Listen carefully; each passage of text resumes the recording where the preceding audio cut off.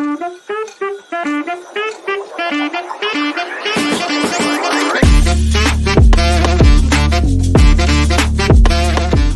back to the Top 6 show. Hit the like button, subscribe, turn on your bell notifications. A big show. A big show this evening.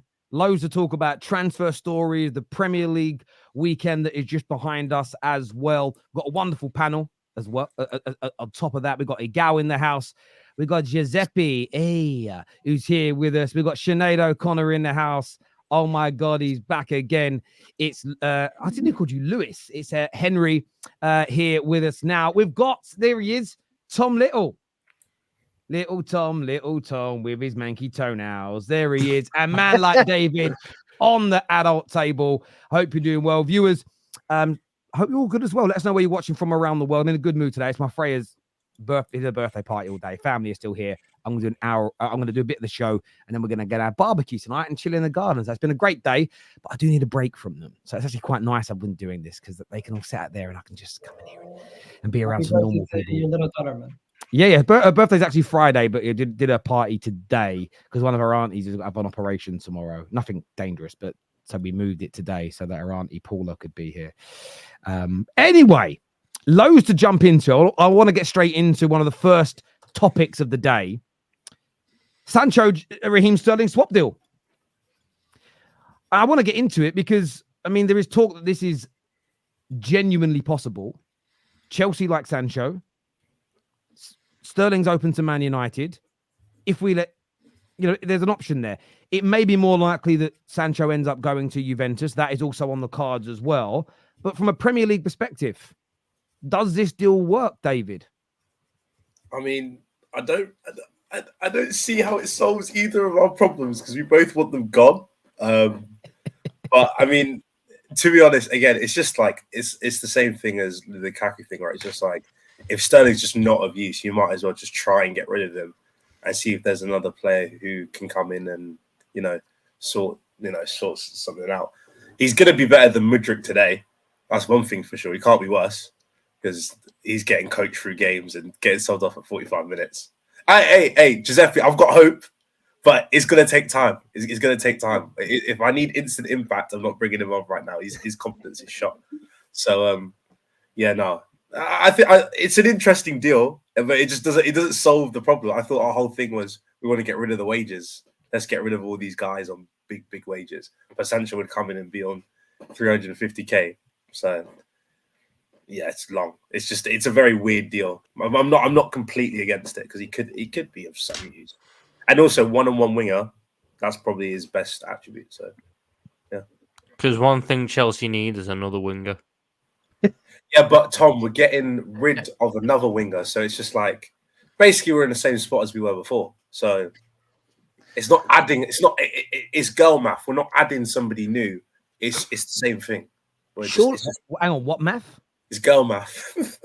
Well, hang on, you got to break that down. I don't know what that means. No, it's like a trend, like a TikToky thing. Don't worry, it's not me being sexist. It's not me. No, being sexist. I didn't think it was that. I just didn't understand it. It's like the way my friend described it is like she buys a dress, she returns it back. Therefore, because the dress costs £80, her profit is £80. Okay, right, I get you. Yeah, that's what I mean. No, I've got a cousin. And when she buys bags, she views it like this. She goes, well, it's £2,000. She's like, but I'm going to use it this many times over the next 4 or 5 years. So she breaks it down and she's like, so it's really only £25 per use. Exactly. It's well worth it type thing. So yeah. I get what you mean. That makes sense. I get what you, I want to throw this out first of all. Part of me is dead against it. The original story is that Chelsea might offer us Chilwell and Sterling. Part of me goes straight away, Chilwell, no, always injured. When I think of Sterling, there is part of my brain that says, Terry, don't even think about it. He's past his best. He's done. There is another part of my brain, though, that says, wouldn't it be amazing if he cooked for us, being ex-Liverpool, being ex-Man City, flopping at Chelsea? There'd be a badge of honor in him coming to Man United and delivering. But there's also the fear factor as well. What if Sancho goes to Chelsea and is really, really good and Sterling doesn't work at Man United? It's embarrassing. So I'm honestly, I'm all at sea. I agree with what you said, David. I don't know if it was the Sterling that City had, and we had the chance to get him, I would go for it. I've always rated Raheem Sterling. I think he's an excellent player. Look, he did join Chelsea at the absolute wrong time for himself and them. He's gone into a crappy system, the club not being run well, problems everywhere. So that element, I do feel sorry for Raheem Sterling on. But I'll be honest with you, I think I'm more up for this deal because of the hope that Sancho doesn't work and Sterling does, as opposed to truly believing it's a good deal. Does that? I've been thinking about it a lot today. Going, do I really want it, or do I want it because of the hopium that I can have a little bit of a laugh with Chelsea fans? And it's probably more so I would love it to work out, but in reality, I just something about it I'm not sure, I'm not happy with, if that makes sense. That's just me as a United fan. I'm not happy with it. I'd rather spend the money elsewhere. I'd rather put the money elsewhere. It seems very much like a certain deal that was done a number of years ago involving a certain Alexis Sanchez and Henrik Mkhitaryan. Yeah. Two people who aren't necessarily in either club's plans. Swap deal, which is seen as big wages going either way. And both players don't really hit the expectations. I think Raheem Sterling was a fantastic player and if you were able to get that player, you would do it in a heartbeat. I just don't see how this benefits either team. Like, you both United take on an old player on extremely high wages, which is the one thing they've been trying to move away from this summer in order to kick off their new regime. Chelsea bring in a guy who hasn't worked yet in the Premier League and has only seemingly worked in the Bundesliga, which is the same thing they've been trying to get away from for the past 3 years, i.e. Timo Werner, Kai Havertz, etc., in their eyes anyway. I just don't see how this is a deal that makes sense for either side. I think just that if Sterling's going to go, and they just need to be sold. That both clubs are better off with the cash in hand to go and invest in their actual problem positions with actual quality options rather than this swap deal, which most likely ends up with both players in the exact same situation they're in right now in 2 years' time. As United try and move Sterling's big wages onto any club that will take them, and Sancho has fallen behind the pecking order of Neto and Madueke at Chelsea and can't really get a game as wanting out to go back to Dortmund again. It doesn't make sense in my head. For me, I think Sterling will do well at United, to be honest. The only thing I can't understand is I feel like that deal has to have cash involved for Man United. Otherwise, I just feel like Man United are kind of getting bumped. If I'm Chelsea, I'm snatching that deal. Raheem Sterling straight swap for Sancho. That deal, Chelsea have to take because you'll just make profit off selling him next season. I'm not going to lie, because there's no way that Sterling's valued at the same at Chelsea as Man United valued. Well, Chelsea have publicly stated they don't want him, even though we know Man United don't want Sancho. We can just sit there and say, well, not being in, he's still wanted. We've patched things up. Chelsea have created a situation where they can't say he's part of their plans because their manager has said he's not going to kick a ball here. For me, it's a case of this. I'm so 50-50 on the Sterling thing.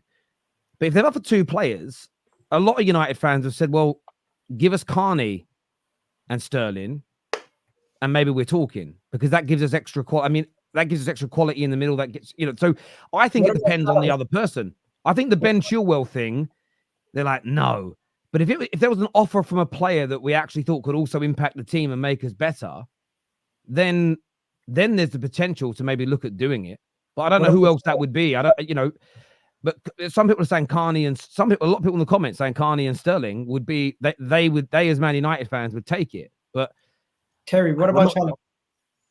Chalobah, yes and no. Look, we've got Lisandro Martinez, we've got Delic, we've got Yoro when he's back. He's only going to come to Man United and be fourth choice when everybody's fit. So as much as I think he's a good player, he's better than all the other centre-backs currently at Chelsea, in my opinion. And I think he'd be a good... No, he's not. No, I think he is. I think he's better than Fofana. He's not, though. He's not better than Colwill. He's not. He's not better than Fofana. No, Terry. I'll tell you for free stuff. I'll tell you for free. We'll see. Anyway, he ain't that much worse off than him, but he's not better than our main three centre-backs that we have when they're all fit. So, yeah, I don't know. I just look at it and think, again, even with Sterling, I'm sitting in, my mind's changing. I'm flip-flopping. I'm like, what if he does leave, though, and goes to Palace? Or he does go to Villa and kills it? then as United fans, we're going to be sitting there and thinking, that could have been us. Because I'll tell you what we don't have right now, and David, you'll admit to this. The one thing Sterling's still able to do is beat a man.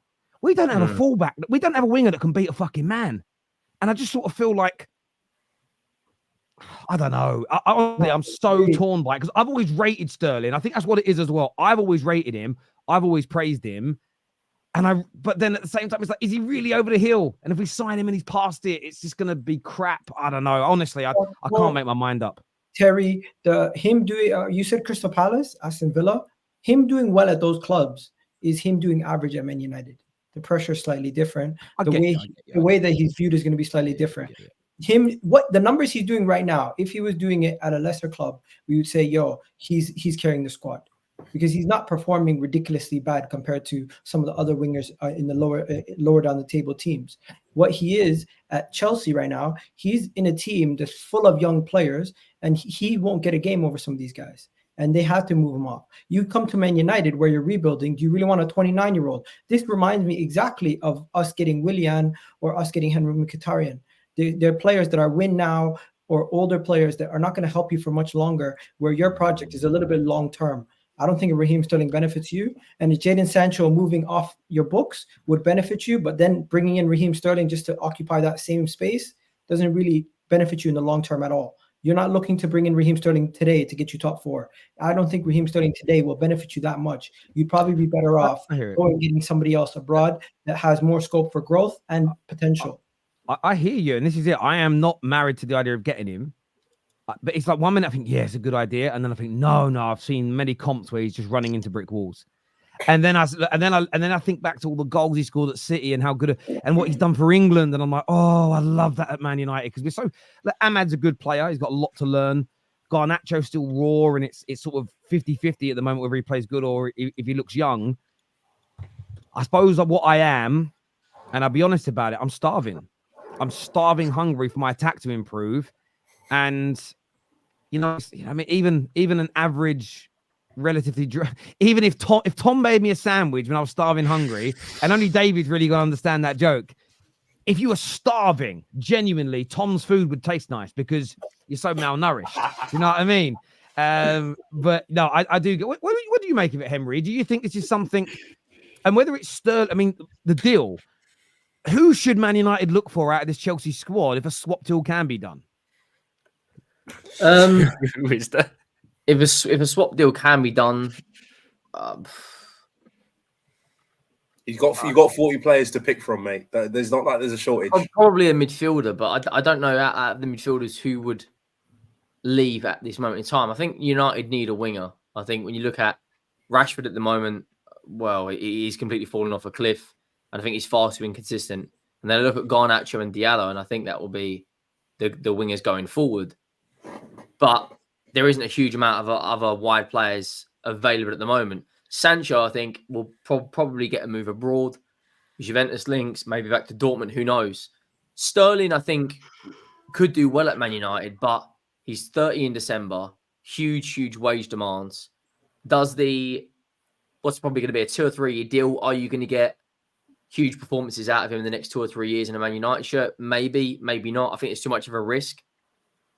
Does Sancho go to Chelsea? They've already got 10 forwards on the payroll.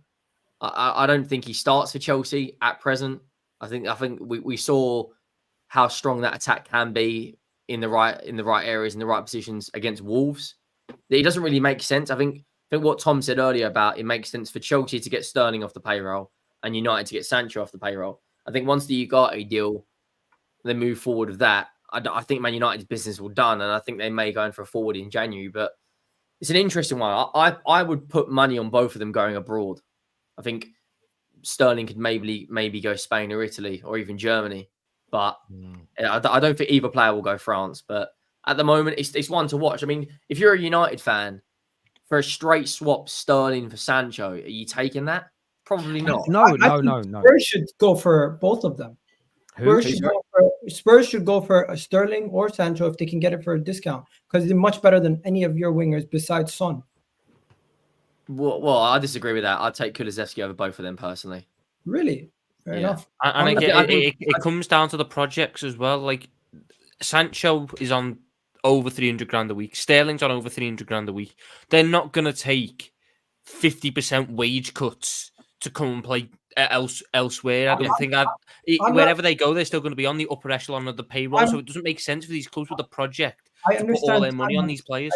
I understand Tottenham's wage structure. I'm not saying they're going to come to Tottenham getting paid that same kind of money. But at this moment in time, Chelsea are in a race against time. Manchester United are not that desperate to get rid of Sancho.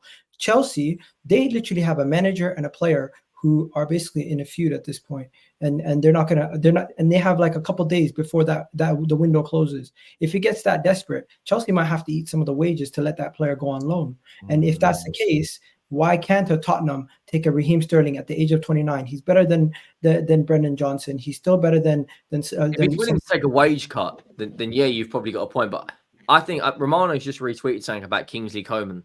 It wouldn't surprise me if Chelsea or Man United went in for him with an involvement of Sancho going to Bayern or Sterling going to Bayern. Well, in terms of who to take from Chelsea, the Kingsley Coman, again, I like Coman. The only problem is he's never played more than 30 league games in his career. That man is a walking injury as well. The one thing I would say, and I know Chelsea fans are not going to like this, but there's logic behind it. Why not try to get Madueke for Man United? And I say that because, I know he started games, but if you want Jadon Sancho, you don't buy Jadon Sancho to be a backup. I think if you're buying Jadon Sancho, that's someone to play in your first team. You've also bought Neto to play in your first team. So who do the Chelsea board and the Chelsea manager see him being starting in front of? Well, it isn't going to be Pedro Neto that they've just bought. It's going to be Madueke. I know he's got a hat-trick yesterday and he was brilliant. But I think that's, again, if we're genuinely going to talk to Chelsea about the deal, more than Sterling, maybe that is who we should be asking about if we're looking at a wide player from Chelsea, because that would be my angle with them. Well, nobody would sign Sancho to not be a first-team player. Sancho won't agree to go to you to be backup to the 2 or 3 players that you have. I just don't think he would. I think he's going to pick a team that wants him to be in the first team. So, and we're talking in isolation of that deal. That is what I would be turning around if I was the Man United board and saying, well, maybe we'll look at it, but we don't want Sterling. We don't want Chilwell. Maybe turn around and say we want Carney and Madueke.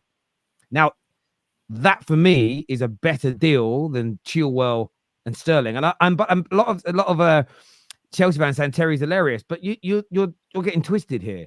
I'm looking at it from a Man United point of view and what I would say. I'm not looking at it from what Chelsea would do. I'm just looking at it and saying, well, if they knocked on my door and I was Dan Ashworth, those might be the 2 players I would consider. Chelsea may then walk away, fair enough. But I would chance my arm at it because I think there's more in that, personally, especially Madueke coming off the bench, being an impact player, younger, more malleable. So you get a very swift no. Yeah, 100%. Terry, no, I'm not saying that. I'm just saying what I would do. I get your point, but you're getting told carry on with your day. So yeah, the whole reason why they're doing the swap deal, where they're adding a second player, is to get rid of Raheem Sterling. It's like they wouldn't. It would be hilarious if they'd done this deal and still ended up with Raheem Sterling at the club. Yeah. No, I get you, but at the same time, forget Raheem Sterling. You're bringing in Jadon Sancho. Jadon Sancho plays on the right. I don't think you bring him in on the money, even though I think he'll take a pay cut. You're not bringing him in on that money to be a bench player. You're not. But they view them. Everyone views Jadon Sancho and Manchester United right now as like a similar, not as bad as Raheem Sterling, but you're trying to get rid of him. So it's almost like both of you are taking care of each other. I understand that, but I still see it this way. Anyone who signed Raheem Sterling is bringing him in to be a first-team player, a regular first-team player. He is, because even if he takes a pay cut, he's still going somewhere for £200,000 to £250,000 a week. That's Raheem Sterling. These players are only going somewhere to be first-team players. I know. So my point is, all I'm saying is I would chance my arm at taking the guy that's currently starting on the right. Yeah. To see what's being said. Equally, that could throw the cat amongst the pigeons. Just to maybe just sort of create a bit of disharmony. I'm talking about a strategy to try and get the best out of a rival here. That's all I'm saying. Viewers, give us your thoughts and feelings. Super chat here says, hey, we want Madueke. Ha ha ha, hangs up. Maybe. But then so do we, and we say you're not getting Sancho, and you obviously want him to play on your right-hand side. So I don't think they want him that badly. I don't think they want him that badly. I think they want to get rid of Raheem Sterling that badly, that they're willing to take anybody. That doesn't make sense. It doesn't make sense to get rid of Raheem Sterling to pay a backup the similar money to what Raheem Sterling's on. It business-wise, it makes no sense. Financially, that makes no sense. The only thing would be is, are we offering Sancho another 7-year contract?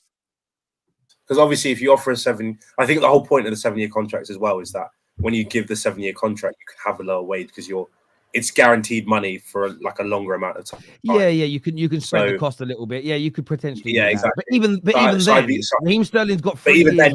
He's still going to be on 130, 50. 100. If you 150, let's do the math. He'll be a top earner at the club. He'll be a top earner at the club. Let's just say he's on 150, right? Let's be conservative. Say 140. The top earner still. Hang on. So 140 times 52. Sorry, I messed up there. That's 7.2 million a year. You said 7-year deal. That's 51 million pound over 7 years. Raheem Sterling's on 300k a week. You times that, that's 46 million. So even if you put Raheem Sancho on 140,000 a week on a 7-year deal, he's still going to cost you 4 million pounds more. You might as well just pay Raheem Sterling's deal off if you don't really need Sancho, is what I'm saying. Yeah. I'm just, again, that's all I'm saying. I chance my arm. This super chat here says, of course, we're starving.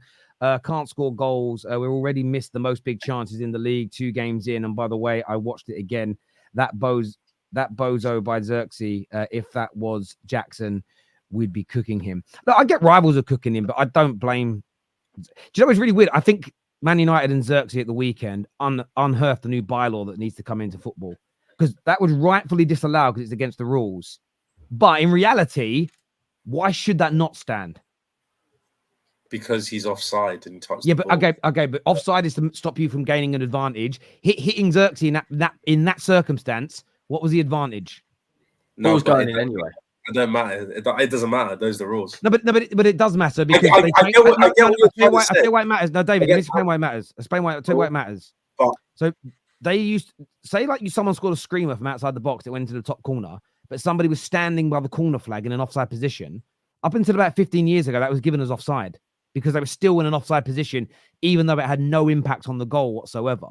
The point I'm making is, I get your point. It was rightfully disallowed, but in that circumstance, in that scenario, giving offside there, barring it being the rule, how did Man United gain an advantage by being offside in that scenario? Tell me.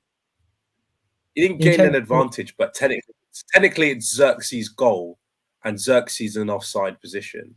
So it's not that you gain an advantage, but like the player himself, like to rebuttal that though, David, if you shoot and it's going on target and it hits the defender and goes in the net, it's not the defender's own goal, it's your goal. But that's if it's on target.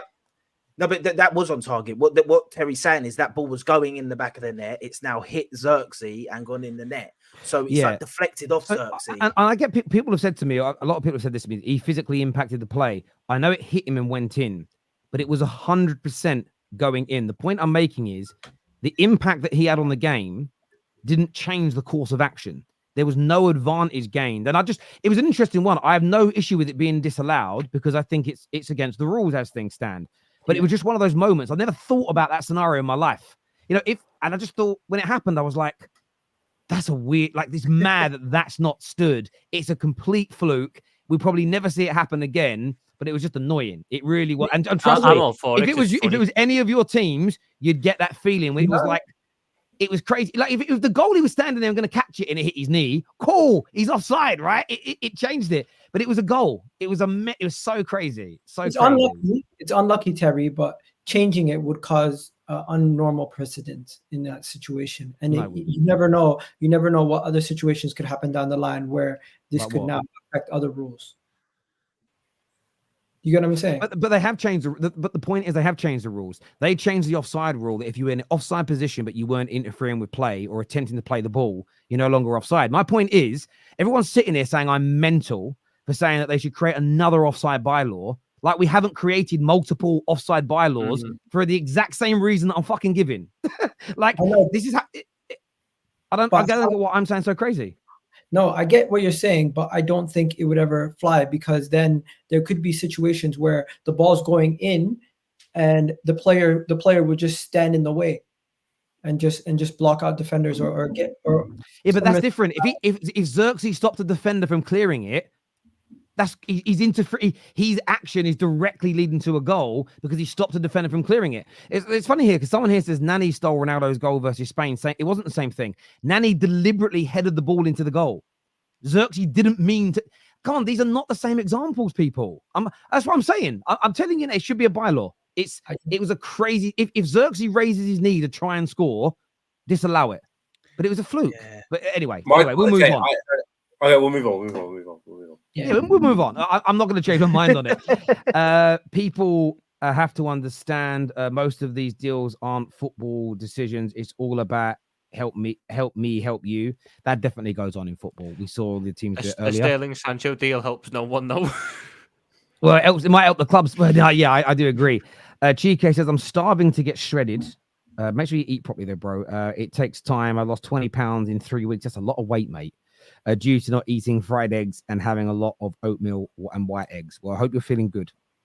United don't touch Chelsea players, not with a barge pole. Yeah, there is definitely some problems there historically. There's no doubt.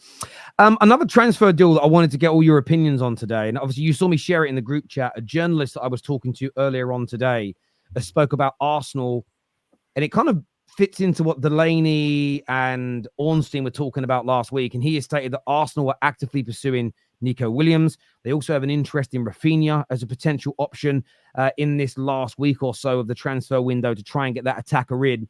Igal, again, you've started the season well. 4 goals scored, 2 clean sheets, looking good overall. What do you now want to do? I mean, I know it isn't officially announced yet, but we know that Marino's coming in. Is Nico Williams the guy? Is this the deal that you think Chelsea should be going after? Or is it a different player, in your opinion, that you think you should pursue or will end up with? You know what, Terry? I think Nico Williams coming into this Arsenal team would add another difference maker into this team, and I would agree with that transfer. It is not ridiculous. It's not a ridiculous fee either. What is it, like 50 million? That if we trigger the release clause. So the only thing about him is he would be on significantly high wages. I think because he's currently on like almost 200 something over there at Real Sociedad. But overall, I think that would be a good transfer and that would benefit us massively. You guys can see Martinelli's performances have slightly dipped, and Trossard coming on in that second half gave us a good option. But with Eddie Nketiah leaving and looking at our bench, it's literally Reece Nelson, Jesus, and one of Trossard or Martinelli who are on our bench. And one more piece would give us that firepower that we need off the bench to help us out win massively. And yeah, I'm cool with that signing. I think Nico Williams, no one can debate. He was amazing for Spain in the Euros, and I think he could definitely offer us a lot. When you say off the bench, Nico Williams starts for you guys. No, don't get me twisted. I'm not saying he's going to be on the bench. I'm saying You bring him in. That means one of Trossard and Martinelli are going to be on the bench. Now you're looking at your bench like it's a little bit better. You have Trossard, Martinelli, one of Jesus or Havertz on the bench, and you're going to have Nico Williams, Saka, and Kai Havertz starting up top.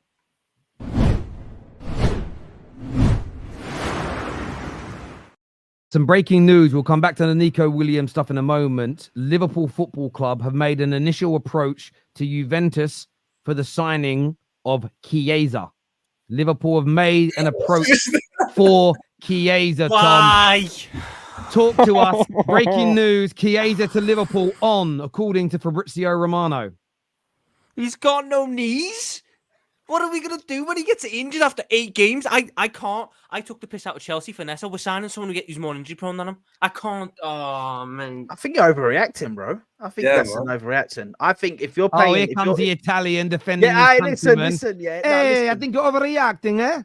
Yeah, bada bing, man. No, listen, I know you're reacting like that, Tom. Fair enough, because you ain't signed your midfielder that you want. I get it. But listen, you ain't finding a better backup for him for that money. You don't need a winger. Backup for who? What do you mean backup? To come off the bench to impact games? Listen, I have enough left wingers. I have enough left wingers. He's a right winger as well. He plays on the right as well. But listen, I think that he's not bad for you, to be honest. I think that obviously... How much is he going to cost? Like 12 million euro. 12 yeah, million. He's cheap, mate. He's cheap. It's like 12 million. And that's what I mean. And the thing is with him, for me, is if you bring him into a team where you don't have to rely on him heavily, which you won't, you can really manage his injuries and manage him. I don't think he's a bad signing at all for the money you're going to pay.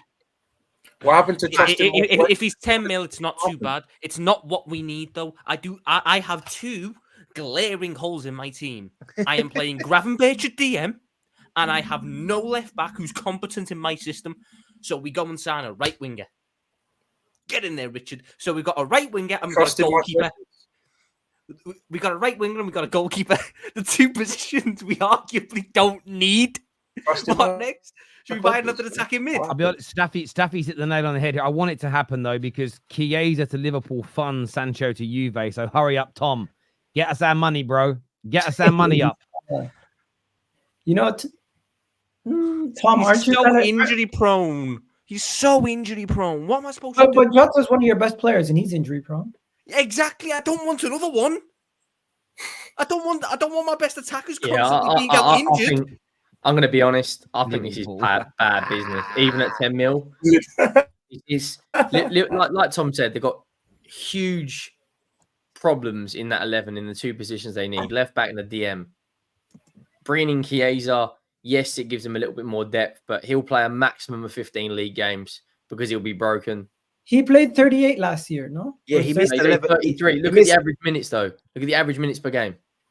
He missed 11 games last year and he missed 16 games the year before that. Now, that ain't, like, arguably cool, but he's 26 years old. Like, I don't think it's as mad as everyone makes out. No, it's not mad. It's just not what they need, is it? It's like you guys going. Yeah, I hear it. No, I hear that side of things that they don't. But I think they might need still someone in attack. Obviously, he's not their main focus.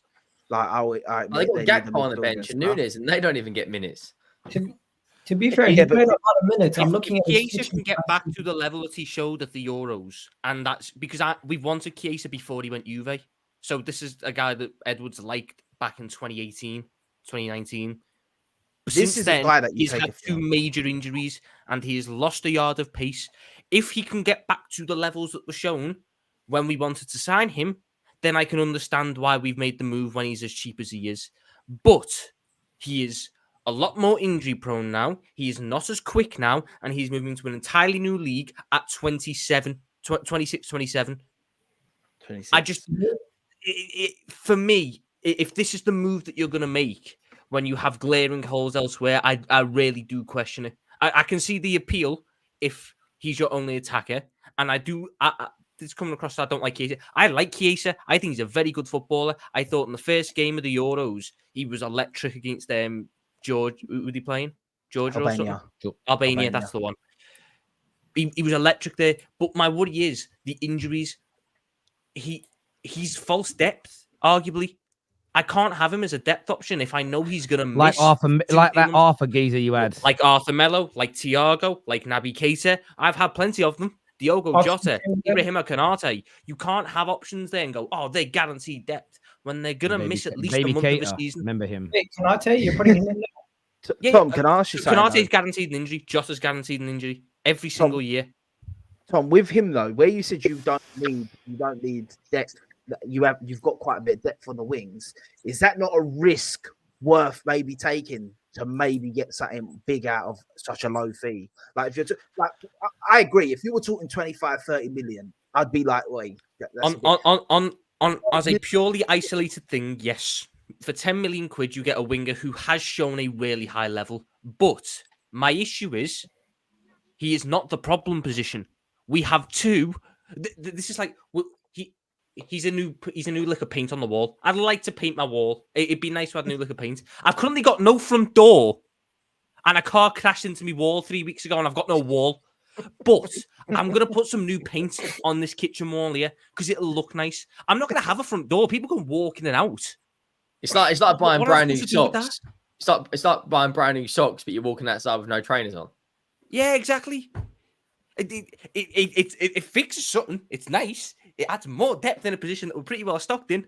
I still have no DM. Can I ask you something? Well, if you don't sign a DM and a left back who can actually play this system with 3 and a bit days remaining of the transfer window, can Chiesa play left back? I was going to say, how much stick do you think Edwards and Hughes will get, or do you think it will be all on FSG? Because they had 4 to 6 weeks. It's on Edwards and Hughes. They're the guys who are in power now. That was very clearly stated. So they will be the guys who get the stick. that first 4 to 6 weeks of looking through the squad, playing Betis, you played really well, really good pre-season in America, beating Arsenal, beating Man United. Immediately after that, surely you would have identified the problems. When you're bringing in Mamadashvili, who's going to be fantastic in 2 years' time, yeah, that's a problem fixed for the future. But when you play Man United, it's going to be interesting to see, because I think United would have go at your left back. And I think there'll be big holes. Robertson as a left back is okay. The issue that we've got with Robertson is when we try and do this dead nice thing where the left back and the right back tuck in and it's on them to be technically sound and build up, Andy Robertson has no right foot. So whenever he gets pushed onto that right foot, he panics and the moves quickly fall apart. As a out and out left back, he's okay. And it showed in the games that we played when Slots eventually went, right, just go back to doing what you do. Robertson can still give you decent enough levels. That's not my worry. My problem is, I don't want. I know he's not an upgrade. I know he can't defend. Robertson can defend. He can't pass. I know he can pass. He can't defend. I need a guy who can do both. Our biggest issue, and hence why we were willing to go so big for Martin Zubimendi, is we lack a good DM. Gravenberch in the first 2 games has done well against Ipswich and against Brentford, teams who we are expected to dominate 90% of the time. My worry with Gravenberch, especially against the top teams, is how's he going to handle being pressed by elite players? How's he going to handle the defensive aspect against these elite teams? Because for what we want to achieve, you need to be getting results against these top sides. And I don't trust Gravenberch in that position. Gravenberch has shown me that he can be a good option for DM. If my first choice DM can't start, I can slot Gravenberch in there for a couple of games. As it stands right now, I've got Gravenberch in there to start 90% of the time. And when he's not playing, I've got Endo, who we have tried to spend all summer getting rid of. So that's a massive hole in the squad. Left back, we don't have a left back who can sit inside and play the passes. I don't need him to be like Trent. No left back I sign is going to be Trent on the ball. But they need to be somewhat competent. They need to be able to receive the ball a little bit more narrow under a little bit of pressure and play out from it. We don't have either of those. So that's what I think will happen is, let's say Chiesa is the only signing we make to end this window. It's Chiesa and that's it. Okay, your attack's looking really good. Really good. Your midfield, massive gaping hole. Your left back, real problem. The rest of your defence, it's pretty okay. You may be lacking a centre-back for depth-wise, but overall, options-wise, you're pretty good in terms of quality. I look at that and just go, if we achieve anything this season, I believe the reaction will be, Arne Slot's done brilliant there in spite of what he was given. It won't be as a credit to Edwards and Hughes and that, especially with the contracts as well. The contracts are just as important. We've got nothing on the 3 big guys. Not on Van Dijk.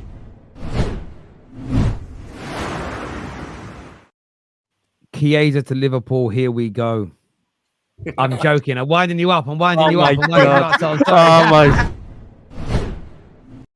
Me to press that again. I just thought I'd wind you up because oh my god, we ruined his day. We ruined his day with that one. Look, viewers, you want to get your opinion? Chiesa to Liverpool. Good move, bad move. Welcome, Chatty Patty, to the show. I'm going to go back to Giuseppe because obviously I want to get back to the Nico Williams conversation. A few journalists talk about this being active.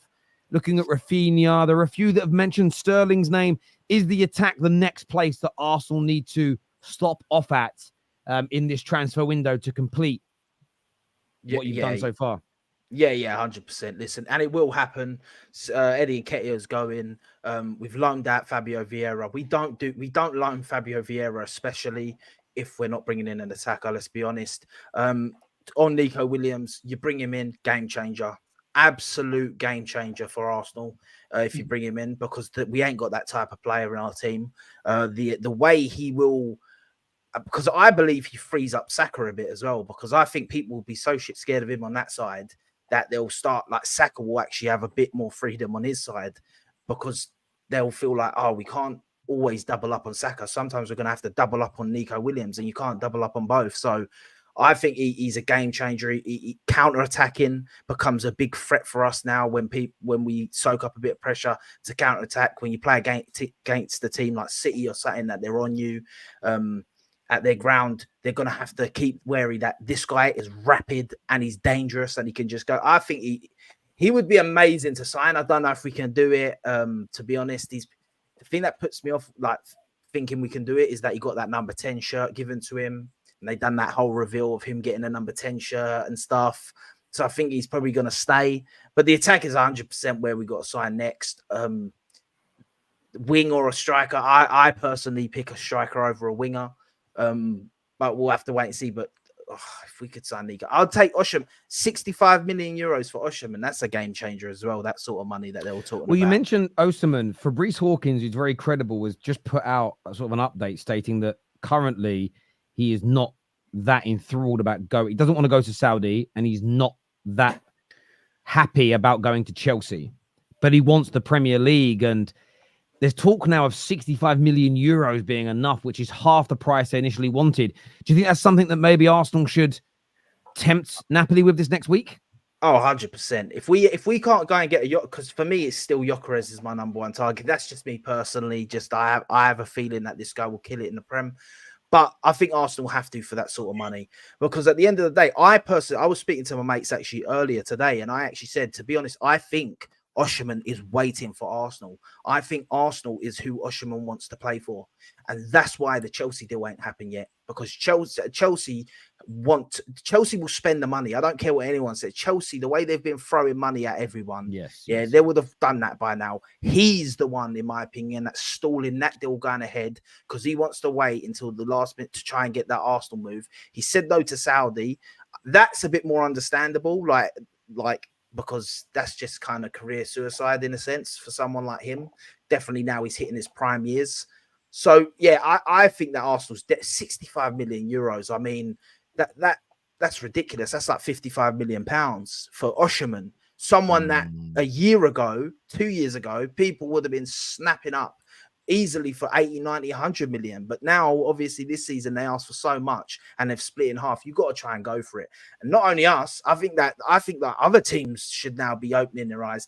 I feel like someone like Liverpool should be like, for that sort of money, mate, we should try and sign him. Like, yeah, that's ridiculous. I would personally believe Arsenal may go for him. The only reason we wouldn't go for him is that we want Nico Williams and we want to mainly get the winger and maybe a bit of a cheaper striker, or maybe not a striker at all. That, or we go for Gyokeres. It's got to be one or the other for me. But you cannot let this slide. I would rather go for Gyokeres over Osimhen. And if we're gonna get one of Osimhen or Nico Williams, I'd rather go for Nico Williams. Get that guy on the wing that can sort out that wing position. I think next year, no matter what, we're gonna try to go for Isaac one more time. Again, why would you take Gyokeres over Osimhen when he's done it in two of the top 5 leagues? Osimhen. I think Gyokeres. I rate Gyokeres more than Osimhen based on the fact that I can see him do many different things. Not only does he have the pace, he also can hold up the ball. I just view him as a better player all around than Osimhen. But he doesn't need to come in to do all that. He needs to just be a fox in the box and bag goals. And that's the thing is, we don't want to sign players that have glaring weaknesses in their game. We want to sign as close as possible to a complete player. Look at some of the strikers that we have right now. I think both Gyokeres and Osimhen would be better finishers than Kai Havertz and Jesus. But I think Victor Gyokeres is more the complete player than Victor Osimhen is. Victor Osimhen is obviously very clinical, but I still think there's glaring holes in his game. Where Victor Gyokeres, I do think he's more of a complete striker. Yeah. And if he was playing in the Premier League, which one would scare players more? I think Victor Gyokeres is the closest thing to Erling Haaland in the whole world. Yeah, but the thing I'd say is Osimhen goes over to Napoli and literally carries them to a league title. And he was it him, or was it Cavardona? Was it some of the other players? Well, he was the guy that, I mean, Kvaratskhelia, however you pronounce his name, Cavardona, we'll call him, was very, very good that year. But Osimhen was the guy that Osimhen won the Golden Boot. Yeah, he won the Golden Boot. Osimhen won the Golden Boot. But I could make a case that Cavardona is much more threatening. Osimhen is the guy who scores the goals. You don't need that if you've got players like Trossard, Martinelli, and Saka. You need someone like an Osimhen. No, but and the only thing I'd say is, the argument behind that would be that last season Napoli were really bad.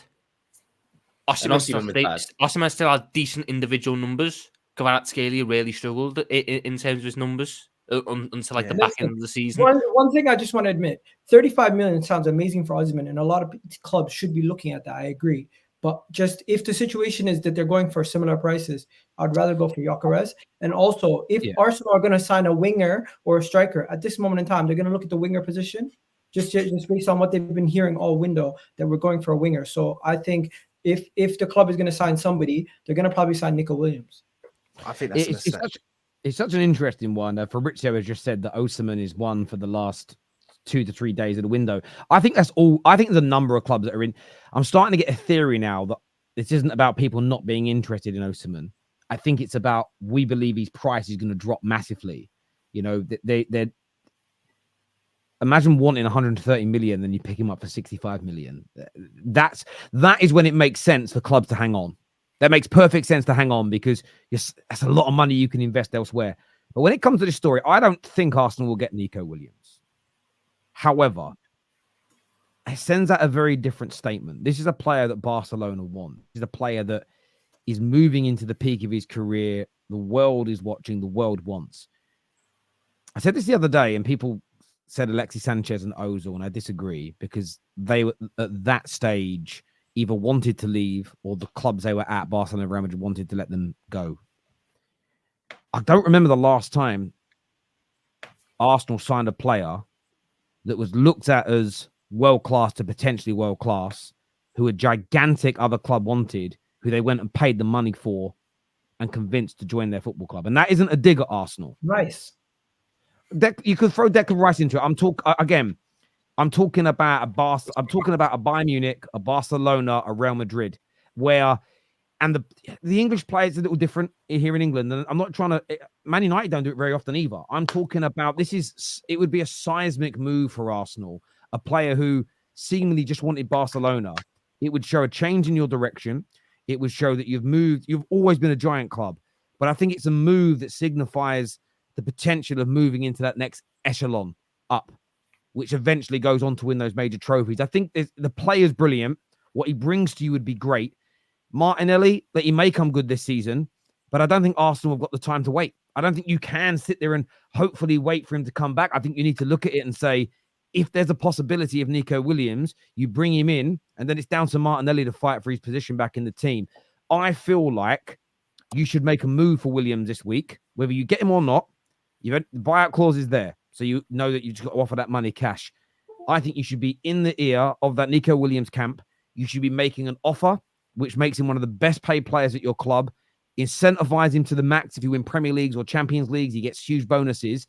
And you should be making the playable plays to land this man. It stops him going Barca. And I think it would send shockwaves through the Premier League because it's not a typical Arsenal transfer of the last 30 years, even when you were at your pomp. So as much as I think Gyokeres is good and Osimhen is good, if you guys put on, again, the whole comment section, whenever the stories come up about Nico Williams, whether it's Ornstein or Delaney talking about it, the instant reaction from every rival is, no chance, he wants Barca. That just shows you if you pull it off, it's seismic. I think you guys should be trying to move Evan and Hurst this week to sign him. I really do. Terry, I think we should get both. I think we should get both because, listen, at the end of the day, first of all, what you said about Osimhen really, like, something just went off in my mind, and it sounds very much like an Arsenal type of deal. Like Arsenal might know, might have spoke to Osimhen, knows he wants to come to Arsenal, and they're saying, well, we don't need to hurry up. If he only wants us, we'll rate White till the end of the window and get him at the lowest price possible. Sounds like how Arsenal have been moving this window. Why not sign both of them? For people that want to know, Arsenal have basically spent £0 this transfer window.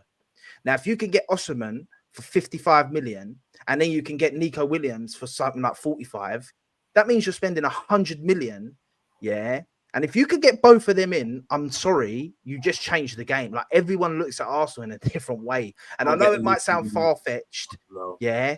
I know it might sound far-fetched, and I know it won't happen. But if I was Arsenal, I'm saying, listen, 100 million, yeah, that would be what we've spent this transfer window, because we haven't spent no money so far. And you've brought in Osimhen and Nico Williams. Now, what does that tell City, the rest of the Premier League, and the rest of Europe? They'll be like, holy crap, Arsenal are serious now, because we've gone to sign two players. 100 million for both. That's actually, I mean, mathematically, forget whether Arsenal can do it. 45 million release clause for 165. So it's 105 million. Sorry, 110 million. I mean, that's not a lot of money for those two. Like, if we just forget it's Arsenal, forget if someone said to you now, your club for 110 million could have Nico, Williams, and Osimhen. Who's saying no to that? I don't think anyone's saying no. Is Nico Williams got a 45 million? The only way we say no to Osimhen is if Mikel Arteta doesn't view him as the type of striker that he wants. That's the only way. Nico Williams, I'm telling you right now, that's probably one of the most exciting signings we've been talking about this whole window. So if we can bring him in after everyone's seen what he did at the Euros, I know his GA isn't ridiculous. Like, he's not that guy who scored a lot of goals at Bilbao, but in this Arsenal team, the opportunities he would get and having a player that runs at people, he'd probably be one of the most exciting players that we would have in our club. What he does that a lot of the Arsenal players haven't done yet is in the biggest moments he steps up. Copa del Rey, quarterfinal, semi-final, final, stepped up. Don't take Euros, away. semi-final, final scores. Like, he is, when it comes to the biggest occasion, he delivers, and he has delivered practically every time he's been in those occasions. Plus, VK. I think if he signs for you lot, I think, man, it would be a big game. If he was to sign for you right now, Man City then have to go out and react. City have then got to go and sign another midfielder or another attacker. VK here says Arsenal ain't that guy. And do you know what, VK? I get where you're coming from, but I think that's the point that's being raised by the panel tonight. It sends shockwaves. So that's the point. Arsenal aren't viewed as a team that's going to go and do that. For me, it would signify a change. It would signify a change in ambition and what they're prepared to spend to get there. Because I do think in the last 20 years, even the most diehard Gooner could admit, there's been times where they created, even under Wenger, some really good teams. They had to go out in the summer or out in the January and buy that. The famous one was Higuain. Go out and buy that player just to get you over the line, and they've never gone and done it. Or they haven't done it as regularly as they should have done. So I do agree. Look, I agree. I don't think they're going to do it. But for 100 odd million, it has to be worth looking at. I've got some super chats here I want to run through before we start talking Chelsea. This says, who's better, Anthony Gordon or Nico Williams? Nico Williams.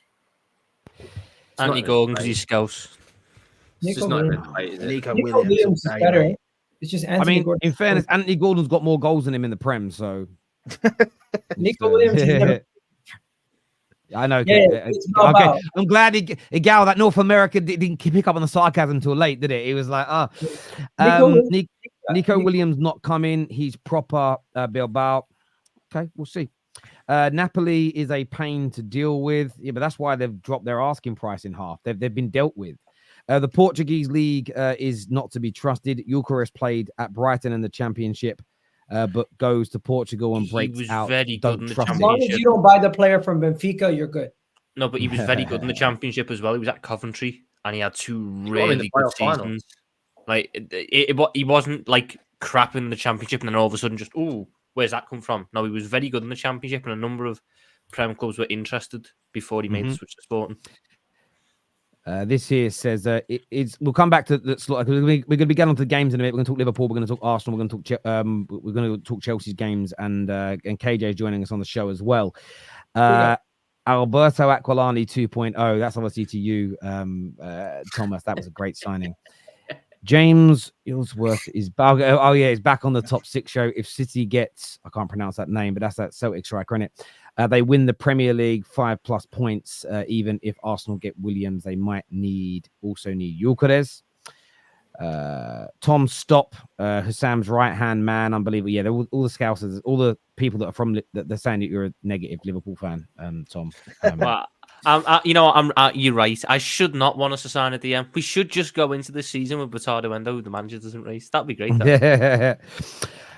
We're going to come back to Arsenal a little bit later along with Man United. I want to ask about Chelsea because there's a clip I want to play for you. There's a super chat here as well that says Terry, Arsenal only managed to score 2 goals at home versus Wolves. Chelsea put 6 away from home. Doesn't mean anything. And there's this clip I want to play for you as well. But the question I want to ask, as amazing and brilliant as Chelsea were yesterday, and they deserve praise, are Chelsea fans potentially, and I want to go to Patty first on this, are Chelsea fans potentially going a little bit overboard? We might have a meaty defense, but guess what, blood? We have a lot of goals in this team. And when we get Victor as well, if we get Victor, don't let me finish above certain teams, you know. Months, don't let me finish above you, you know. You gooners. Somehow, bro, if I finish above you, I'll be on a different villain arc, bro, because I've been getting fried the past 2 years. Fried. You know what I'm saying? All of us. The media wants to batter us every single week. But I'm seeing bare teams now. Oh, I'll take this guy from Chelsea. I'll take that guy from Chelsea. So why is it every time we come on stream, you lot talk about our players like they're from Wickham? Why? You hate us that much? So, Patty, Chelsea were fantastic yesterday. They were praised on the football terrace. I stand by everything I said. But you look at that super chat, does it mean anything? Because they scored more past Wolves than Arsenal. Don talking about, and he'll say, I never said we would finish above them, but he's implying that maybe they will and they can. Do you think some Chelsea fans have taken yesterday's win a little too far? Oh, it's crazy. I mean, we're 2 games in. I repeat it. And yes, Wolves, and that it's insane. I saw Daniel on Twitter saying that, you know, he's going to add Maresca to his will. He's changed his life. I'm seeing people going, it's mental. And I'm just like, wow, really? Don as well. Like, I thought Don would know better. He's saying, we've been getting killed for the last 2 years. Yeah, because you've been crap. Like, it's justified. It's not like people are saying it's out of nowhere. You finished, 11th, 12th, 13th. Last year, you had a good end to the season, but throughout the whole season, you were slaughtering your players. You were slaughtering your manager. We're 2 games in, and you lot are saying all of this. We're going to finish above this team. Don't let me finish above that. We're literally 2 games in. And all the teams that you guys are saying, don't let me do this, don't let me do that. You know, Don's been saying all summer how their squad's better than Liverpool's. This Liverpool team wins trophies every year. This Liverpool team have players that have won the league, have won European trophies, have won domestic trophies. Thank you, Patrick. Why all of a sudden? Like, it's just common sense though, Tom. Do you know what I mean? I don't even need to. I think if you just look at it from a footballing standpoint, I just don't understand where these Chelsea guys are going. And yeah, it's mad. And the thing is, Don, it's all well and good. You won 6-2, fantastic. But just make sure you're here. And make sure you're able to answer questions when you guys start losing games. I don't want to see you going around the houses. I don't want to see you doing up lawyer, doing up this, doing up that. Just answer questions directly when things do inevitably come crashing down. Because, yeah, I just don't understand. It's mad. Like, yeah, I don't know, man. I mean, David, you're on here as well. And Don will say to you, don't let these lot talk you down and this and that. What? Because you're the sensible one. Because you actually have a bit of rationale and reasoning. Like, it's mad. Ches, Don, and the thing is as well, these guys, when we drew on Monday to Leicester, the group chat went mad. These lot were going nuts. We didn't even lose the game, by the way. We drew, and yeah, so it's a game that we shouldn't have dropped points in. But yeah, I'm going to be on these Chelsea boys next this season because there's no way they're going to have a fantastic season. There's no way they're going to be finishing above all the teams they're talking about. And then yeah, we'll see what's what. Do you know what's so flawed about that video of Don that I've realised when I'm watching it again? He's saying like he's going to be on a villain arc because the last 2 years he's been getting ripped. So don't let us finish above Arsenal because you guys have been ripping us. But the reason we've ripped them is because previous seasons when we were finishing behind them, they were ripping us and that and calling us crap and calling us trash. And we were getting bantered by the media every week. So now we started competing and we're above them. So we've started giving it to them. But now he wants to act like the victim, bruv. As a Chelsea fan that spent over £1 billion. Why does he find the need, Don? And I'll speak to Don. Why does he find the need to always mention Arsenal? Like, okay, cool. Talk about Man United. Talk about Tottenham, you know, like right now, that's who he's kind of competing with. I'm not even trying to offend like Man United and Tottenham, but you're trying to go too far. You're trying to step one level too high on the ladder, brother, and it's going to fall down because you've said that now. That is out there. So when you finish below Arsenal, I said to him in the chat, you better get Champions League now after that message. You have to get Champions League, Don, or I will turn into Super Saiyan 5 on him. Yeah, if he wants to talk about, I'll go Super Saiyan 5 on Don if he don't get Champions League football minimum now. Minimum Champions League. You know what the crazy thing is? KJ, you're on mute, I think. But you know what the crazy thing is? These guys won the game 6-2. First half, wasn't it a 2-2 draw?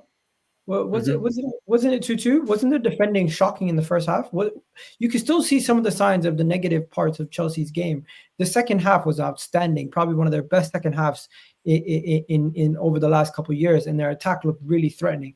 But you can't beat every team by like 4 or 5 goals. If you're going to concede goals like that, how sloppy you guys were in that first half, you're still going to get got at a lot of times this season. Not every team is going to be as bad defensively as Wolves were. So we're going to have to see how you do against teams that play you low blocks. We're going to have to see how you do against the top teams when they defend against you and that have better defenses and have better attacks that can get at you. You're not going to be able to control games against some of these teams that are better in the league. So I want to see how Chelsea are for a couple more games throughout against the bottom teams, and then we'll see if they can keep this up. Because right now they're all high and mighty. They're getting gassed, but hey, we haven't had a large enough sample size. This could just be new manager bounce.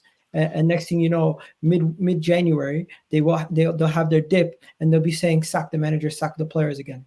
Yeah, to be fair, okay, listen, they were fantastic in that second half. To score 6 goals against a team, listen, you can't but do nothing about praise the team for doing that. That's fair play. But to his point about most rival thinks their squad is crap. Me personally, yes, there are some Chelsea players that I like. I'm pretty sure you can go in nearly every team in the Premier League and find players that you like, even though they play for teams who objectively you would think are bad, right?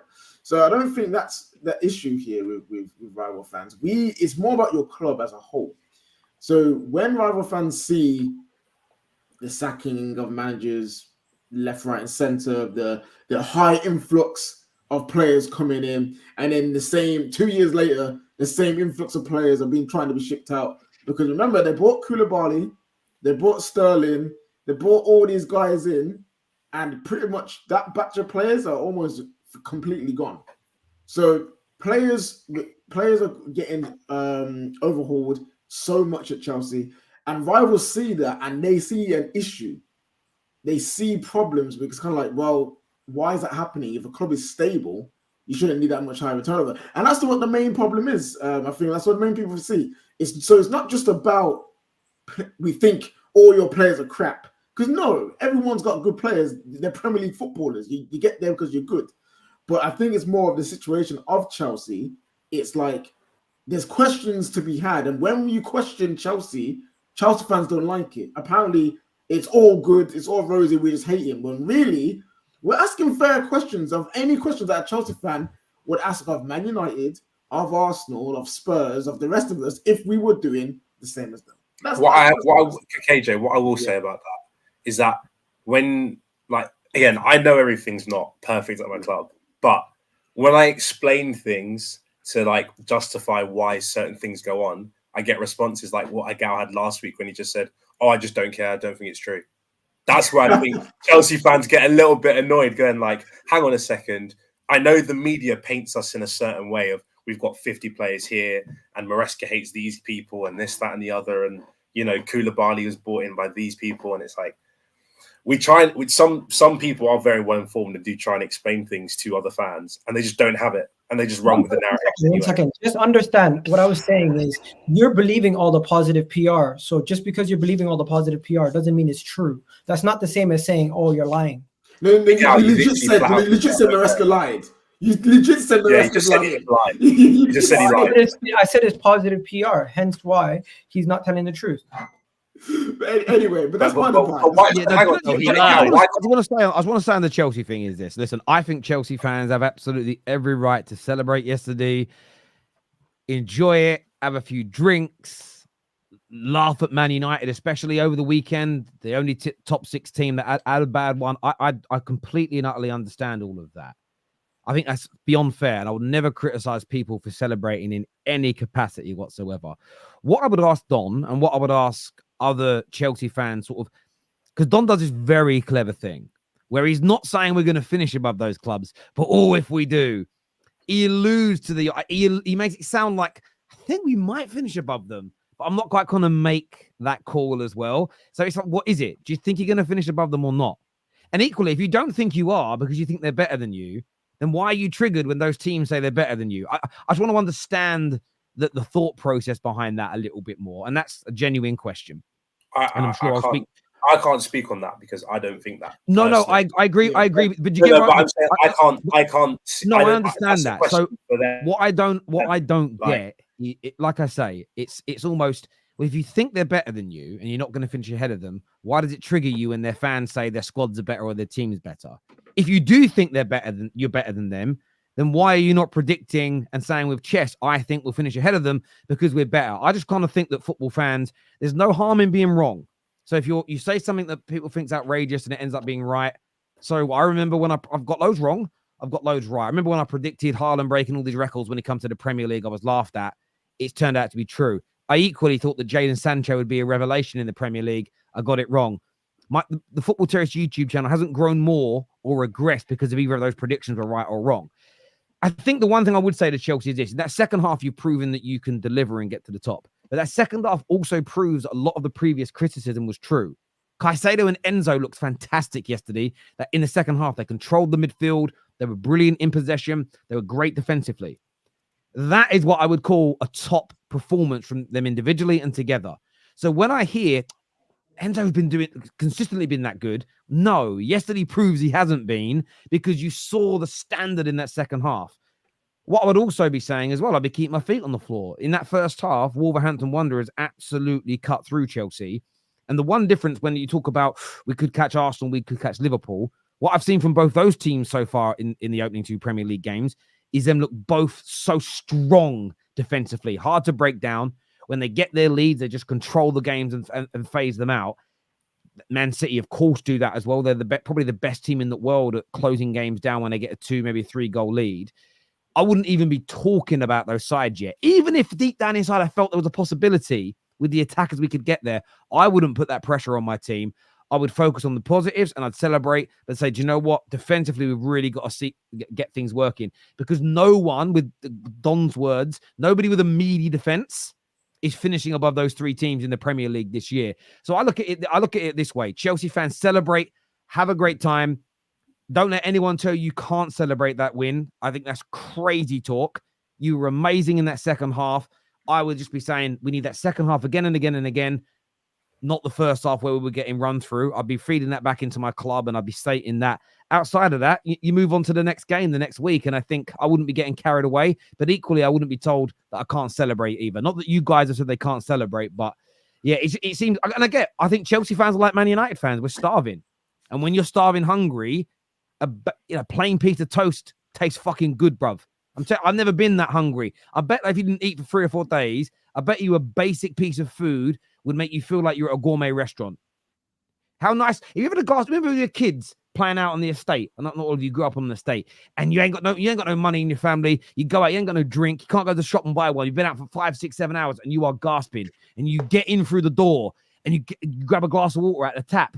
That tastes like liquid gold because you're so thirsty. But in fact, it was warm tap water, which isn't very nice. Really and truly, it just depends. So I think Chelsea and Man United, I identify with how excited they are because when you've been starving, it is what it is. I've got a question for David as a Chelsea fan. Do you think what you saw in the second half yesterday can be transferable for large parts of the season? I know you'll probably have games where you're not as good, but for large parts of the season, do you think that's sustainable? And do you think your players will hit that level? Well, no, because I don't think we're going to score 4 goals every half.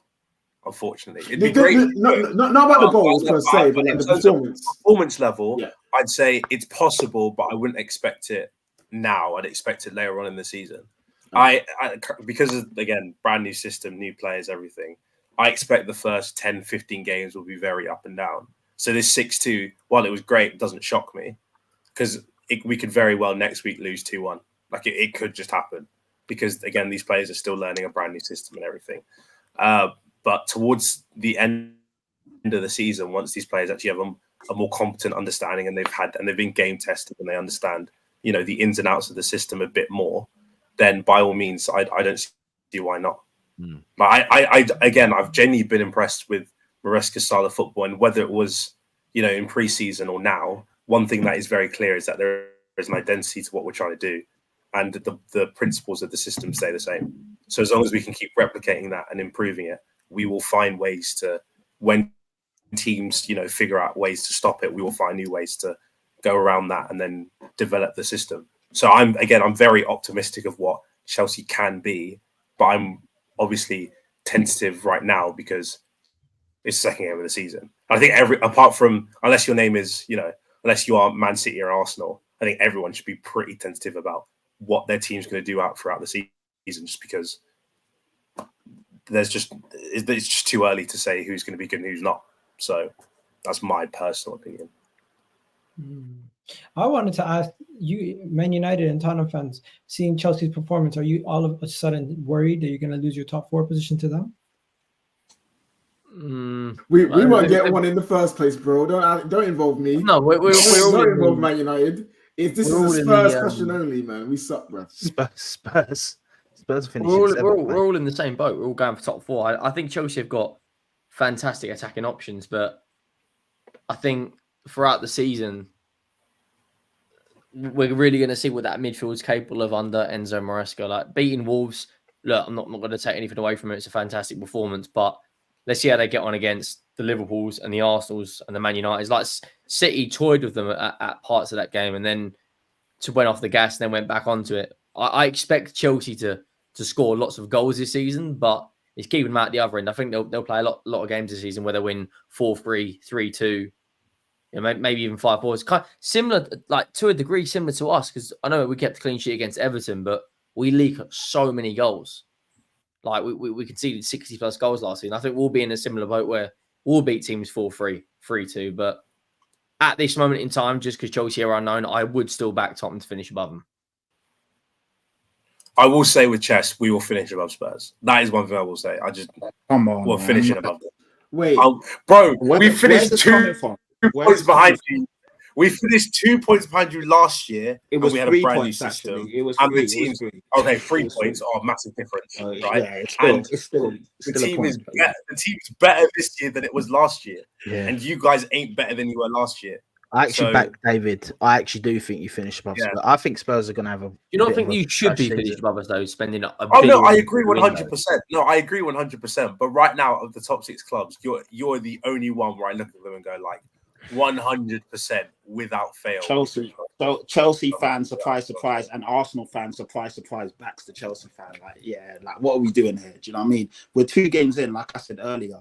You've got a brand new manager. You've got about 10 new players. You still don't know what your team is. You still don't know what your best 11, best 12, best 13, best 15. But all of a sudden, you back yourself to finish above us.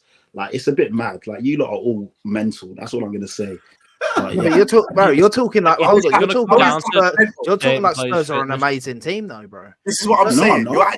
Who said? Where did I say that? Wait. Let Patrick finish his point. Where did I say that Spurs are an amazing team? But I know we're better than Chelsea. I know we're better than Chelsea. Chelsea are not a good team. Like, why are Chelsea a good team?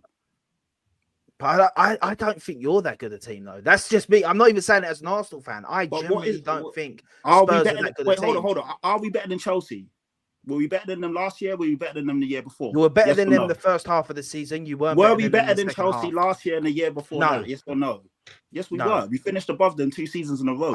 Finishing above them, yeah, cool. But I'd say last year, it'd be 50-50 you and Chelsea. I think first half it's not. The league table doesn't lie. Like the league table after 38 games, that's how you define who's better. We finished above them last year. We finished above them the year before that.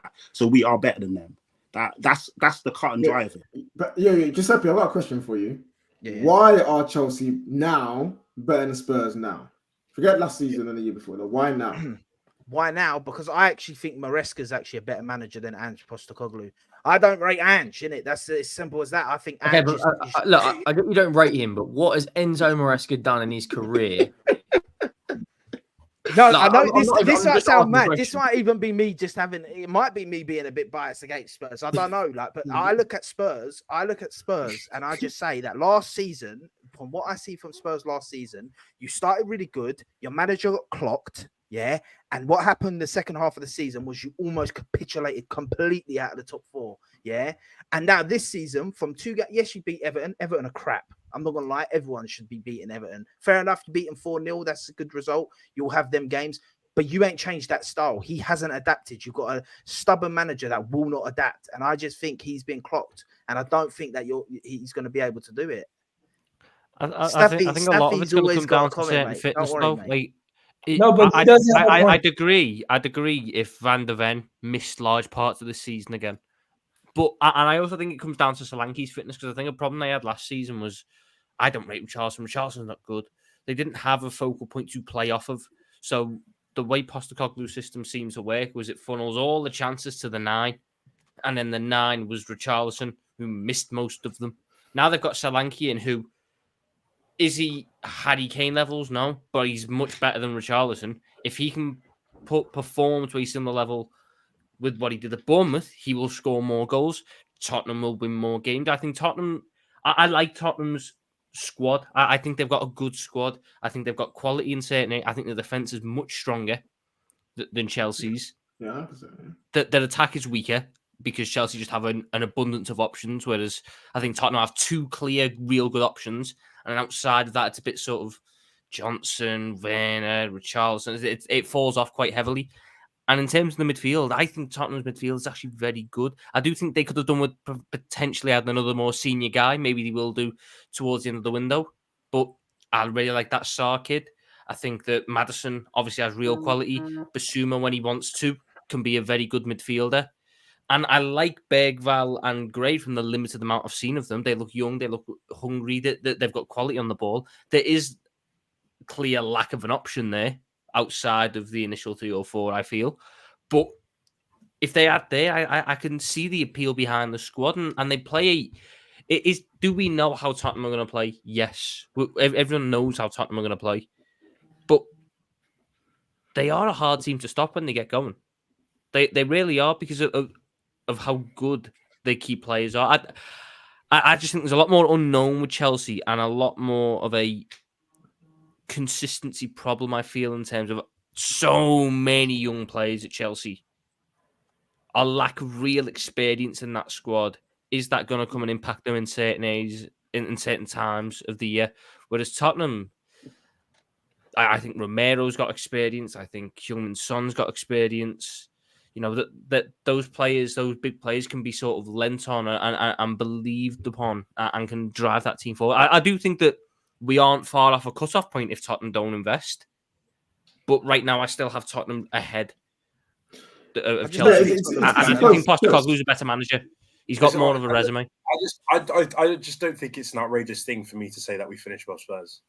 And I don't think it's an outrageous thing to say that Ange Postecoglou has to fix up, because at the back end of last season, he was showing that he was very persistent with something that wasn't working. The set pieces, you guys were continuously getting found out with set pieces. Now, if Chelsea get found out and Maresca has a flaw, we'll mention that also. But at this moment in time, until Ange fixes that situation you guys had with set pieces and shows that he can change and not persist with something that's not working, I think Giuseppe might have a point. I think this Sunday could be the turning point, because St. James's Park, we've conceded 10 goals in our last 2 games there. Newcastle at this moment in time do not look like they're firing all cylinders. I think we can all agree on that. Plus, Newcastle have got a cup game against Forest Wednesday night. And I think they will go of a stronger team because they're not in Europe. Kind of gives us a extra rest. But if we put a convincing performance out and beat Newcastle away, I think that will change a lot of people's opinions, because that is a ground we've been absolutely battered recently. Like, the only thing that I think Chelsea's attack will get them out of a lot more games than Tottenham's defence will save them in games. I think the midfield, Chelsea fans will say their midfield, we're going to back our midfield, but our attack is definitely not as strong as Chelsea's. But defensively, I think personnel, our defence is stronger. Goalkeeper, I personally would take Vicario, but our next 3 games are a North London derby, Newcastle, and then we've got Brentford, which I expect Tottenham to beat. Then it's Man United and Brighton. This period last season is when Tottenham blew teams away, and we won 9 out of our first 10 and drew against Brentford at the beginning. It was 2-2. Yeah, Brentford 2-2. Yeah, and when the penalty, should have never been a penalty anyway. But the next 5 or 6 games for us will determine, I think, what most people's opinion on Spurs. Because if we go and batter Newcastle, which we could, because we did it with Villa, no one gave us a chance, and then we beat Villa 4-0. If we go and beat Newcastle convincingly, I think that a lot of people's opinions will change. And a lot of the criticism Angie's getting on the back of last season, you can't really argue. We were vulnerable. Yeah, it's justified. But when I hear people saying, "Oh, Chelsea are better now," I'm like, from what? 2 games? Like, that's why I'm. I just think Chelsea have told me- invested more. Patrick, I look at my team, and I just look at my team and just back us over you. Yeah, I'm sorry, I just do. Like, Yeah, but at least he's admitting it though. At least he's admitting it's not. But KJ, there's no basis behind the argument. Oh, I look at my team and back them over what though? Like, you're just saying. No, but one second, do you know there's what I mean? cases for both sides. The case for Chelsea is they have more squad depth. They have a better attack. They don't have a good defense. Your case is you have more continuity, more notoriety with a year under a manager, and also you have a much better defense, in my opinion. But you have a glaring weakness, which is if you get an injury on any level of your attack, your defense, or your midfield, the second unit is quite poor. Where Chelsea, we don't know how they're going to play tomorrow. That's their issue. Yeah, I'll just wrap this section up with this. That it's a 50-50 right now. It's a toss up, and I think Henry said, the next few games for both teams are going to be very significant in who finishes in top four. I think a good start is going to be helpful because of how long the seasons are. Both teams in European competitions, they both got to travel far potentially because Europa League and Conference League. You know what? Some teams are Lithuania and Greece and all these different countries. So it's going to be a toss-up right now. And I think it's fair for both sides to feel like they can finish above the other. One team that won't be in this conversation, but people are trying to put them in the conversation, is Liverpool. Liverpool getting another win on the Arne slot. 2-0 against it was Brentford, right? Yep. Yeah, 2-0 against Brentford. And you know what? People have been kind of talking on Liverpool, saying, "Oh, they're not that good. They haven't invested. Look at their squad and their Arne slot. He's an Instagram model or a failed baddie." But what we're seeing is they're playing some decent ball, and even though it's not perfect yet, they come out with another win, another clean sheet. And Tom, how are you feeling about your team? 1 week of the window left.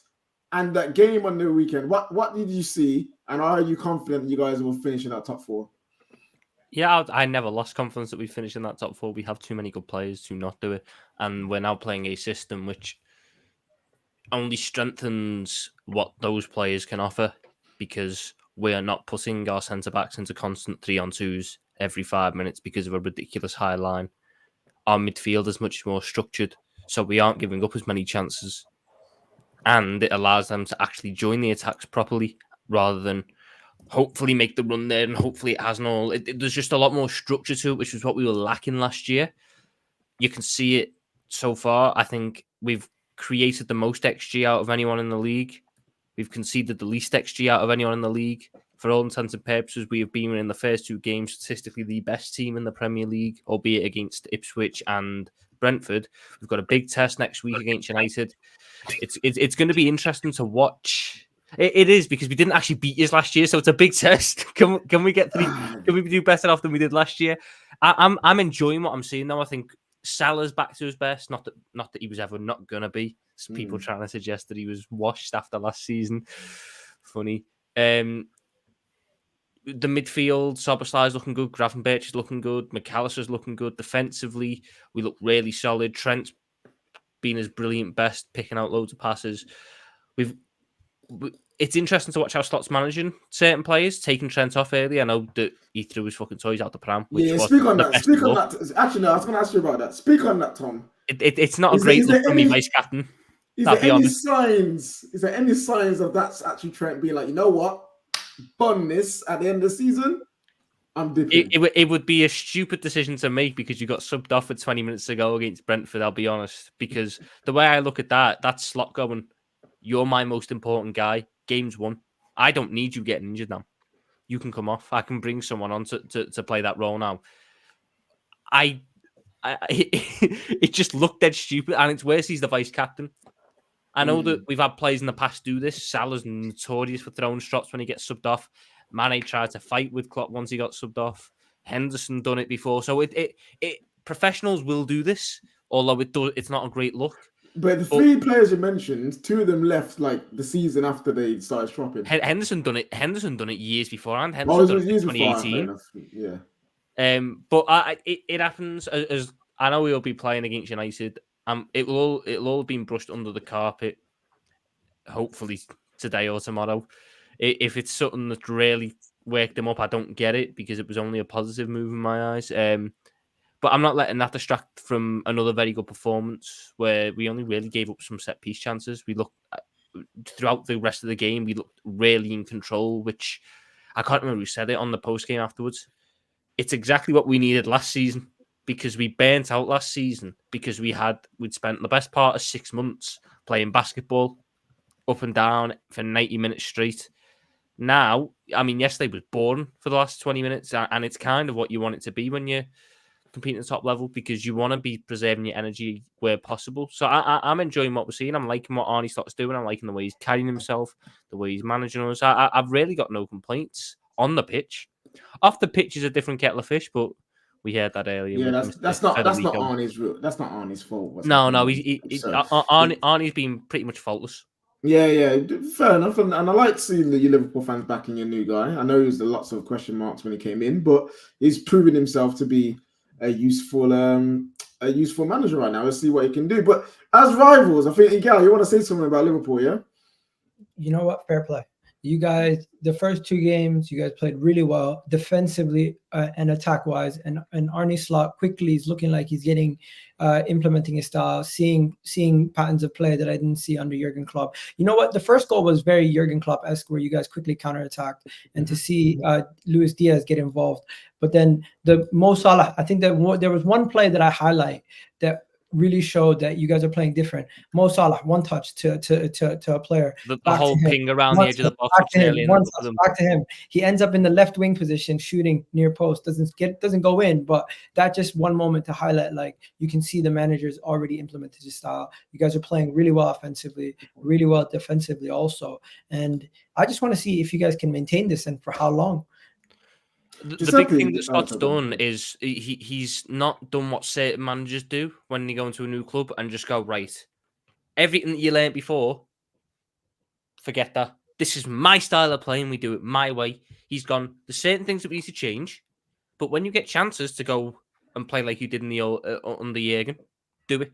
It was the same in the first game. The second goal in the first game came from a switch from Van Dijk to Salah, which Slot doesn't like, but the opportunity arose, and it was a chance to go back to what we'd done for years under Klopp, which was get the ball up to Salah as quick as possible, see how they can play off it. Like I said, I've got no complaints about the way Slot's managed us for the first two games. I'm massively for the new structure that we've got. We look so much more solid defensively. Our midfield looks really good. It's lacking a DM, but it looked really good. And the attack, I mean, we've made Luis Diaz look like a good winger, which is borderline miracles from Arne Slot, to be fair. So, no complaints. Yeah, Giuseppe, obviously, Liverpool is probably the closest team out of everyone else that's close to Arsenal and Man City. From what you've seen from Liverpool, can you see them potentially creeping into that title race like they did last year? Or is it more of just top four solidification and that's it? To be fair, I've been pretty impressed with Liverpool's first two games. I think from what I've seen in the first two games, bar a catastrophic load of injuries, I think they're secured in top four this season. I just think they've got that level. They've got the players in their team, the experienced players in the team that will see them through to that. They're still quite. He hasn't had to sign anyone. To be fair to him, he hasn't got any new players to play with, and he's still performing at this level, like 2 clean sheets. And like I know, like obviously Chelsea and stuff get them 6-2s, but I'm at the start of the season, I'm more impressed by clean sheets, to be honest, because it shows a structure. It shows a team that's like all fully structured out. So I think Liverpool will be all right. Will they creep into the top four to the title race? I think they'll be. Cool. I don't think they'll be in the title race because I think you've got to be there right near the end of the season to be in the title race. But they will be one of the teams where it's like, hold on a minute, Liverpool could do so. I think Liverpool will be up there, but I just don't think they've got the squad for it. to be honest, this season. No, I don't think we're ready for a title challenge Yeah, yet. I do think we're lacking certain positions for that, but I've got no worry about us falling out of the top four. Like certain people were telling me earlier this window, you're going to finish sixth. It's almost like you could just finish third. Mm-hmm. Yeah. I think that's I think third is Liverpool's, to be honest. And the thing is as well, it's like, because the only thing about this Liverpool team is I do think you lose a Van Dijk or something on it for an injury, then it could start looking a bit tits up, because I think he's so important to your team. And I really am disappointed in the Liverpool board that they haven't given this manager. What do you mean? We're signing Chiesa now. We're signing an Italian guy. He's yeah, on board. Do you think the contract situation could for Van Dijk, that bothers me. Salah and Trent? Do you think when it comes to January and they could all leave for free, clubs start circulating? Do you think that's the only thing for me where I think Liverpool's? I've got to be honest. I'd like to think they get close quickly. Plan. I do think we have an element of power on, not power, but like an element of trusting that these players aren't going to do deals without at least hearing a proposal offers. But whether the proposal we put forward is actually fair and not disrespectful to some of the greatest players in this club's history, that's a different kettle of fish. The only player that really does worry me about going is Trent, because he's got a real club offering for him. Like, you know, I don't think Madrid are going to go. I don't think Madrid are going to go for a Van Dijk or a Salah, but they will go for Trent. And if Madrid aren't going for Van Dijk and Salah, I don't necessarily see which club do go for them that can. Saudi offer Salah. I don't see either of them to being fine with going Saudi at this point in their career. They're still performing at the very top level. They're still, you know, regardless of some of the best players in the world. True, yeah, but you're saying that you got Bayern Munich, you probably would go in. Barca can't even register Olmo, man. Let's not. They find ways. They find ways to make players say yes, even though we all clearly can see something will go on in that club. But players are still mad to say yes. There must be crack in that shirt or something because people are attached to it. It's crazy. But no, I hear you, Tommy. I think your team are developing nicely in the slot already. I don't think it's necessarily a bad thing that you will let go of the likes of a Salah or a Van Dijk or a Trent. If you let go of Salah, it's bad. If you let go of Salah, it's because you've not got anyone. There's still no one on the market, and you've not got anyone in your squad who's developed into a 30-goal, 20-assist guy. True, but the way that you guys are playing, what do you say? Chiesa. Okay, I'll be lucky if he gives me 20 games, let alone 20. The way that you guys are playing, to be fair, you can kind of see it being more of like a revolving door of your strikers and your wingers, like just getting goals. It's more going to be spread out, potentially, you know? I'd say that, but then you go look at the start of the season that we've had, and Salah's been massively involved in every single goal we've scored, even in pre-season. He's that good that we kind of just built this team, built the attack in any way around what he can do. And I've said that on a couple of streams. When you look at what we have on our right-hand side, I do think we have the best right-hand side in world football in Salah and Trent. I don't want to let that go. Why would I want to let that go? It's still performing at the very top level. The two of them have been easily in the top three performers for us in both games that we played so far this season. It's not like I've got the Salah that ended last season, who looks so off it and is needing 11 chances to score a game and this, that, and the other. No, I've got a Salah who looks like he typically does. Clinical, creative, ruthless. We've got a Trent there who looks fine. Van Dijk's looking brilliant. There's no reason to not give these guys new deals because they're not showing the sign of a decline, and you're not going to find better than them on the market. That's true. I think this season you guys, again, consolidate the top four. And if things are going well, if things are going perfectly, even without signings, you could then, I think you can push the top two, but whether you guys will maintain for the season is yet to be seen. Guys, remember to smash that like button. You know what it is. Remember to subscribe to the Football Tales. We're going to go through some super chats before we move on to the next section. What's that? I reckon it's Andingra, then Isaac in 25 to 26. He's talking about Arsenal. So we're Arsenal there with a transfer. Maybe Andingra is a good player. He destroyed Man United, which is not hard. Is Slot's tactics with the fullbacks the same as Ange? Slightly different.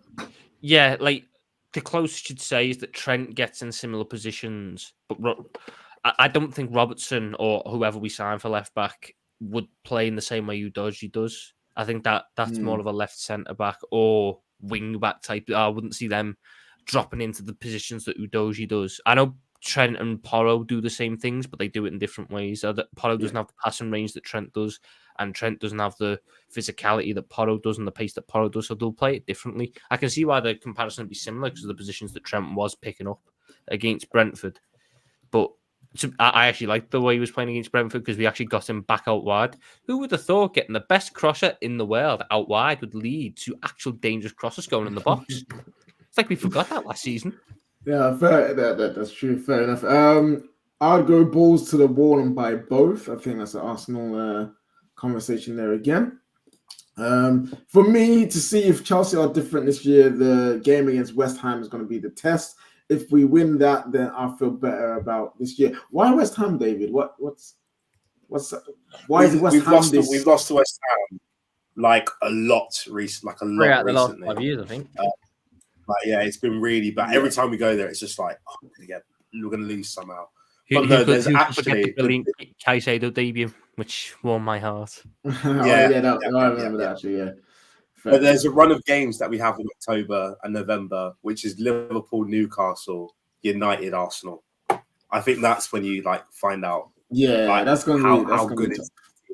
That's when you find out. But we'll see what happens. Fair enough. The difference is we do not concede 2 games, 2 clean sheets, 6 points. Pipe down. Come on, you gooners. JJ says, hard listening to Spurs fans, failures, Egal reacts. Hard listening to Spurs fans, failures, Egal. Context, did I miss something before I come on? I don't know. What's that? I'm not too sure, JJ. JJ, please explain why you said that. Maybe he's talking about Henry, or I don't know why he said Egal. I don't know what he said. We got the Dewsbury Hall says, Chelsea are the first team to score 6 goals in an away game. Also, Molineux isn't an easy place to go. That is very true. Not very easy to go there. They're very good there, Wolves. Since Oasis last played, Tottenham haven't won a trophy since then. Oasis are coming back together apparently. That's from Ben's. I'm not even going to attempt that, my friend. I'm going to call you KK. Sorry. I'm not good with Greek. Yo, Giuseppe, can you try that? It's Caracas Caiaphas says Don needs to learn more. Needs to learn to move in silence. He's setting us up for failure. Patience is needed. All right, listen. People say that this rival setting us for failure. I don't see how any rival can set a rival team up for failure at all. It's always down to you. Always down to your fan base.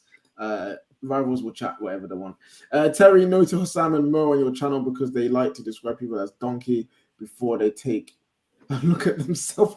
Michael Ramsey with the random shot. I don't know where that came from, but pop at Mo and Hossam. I know Mo's in the comments. You might want to respond to that.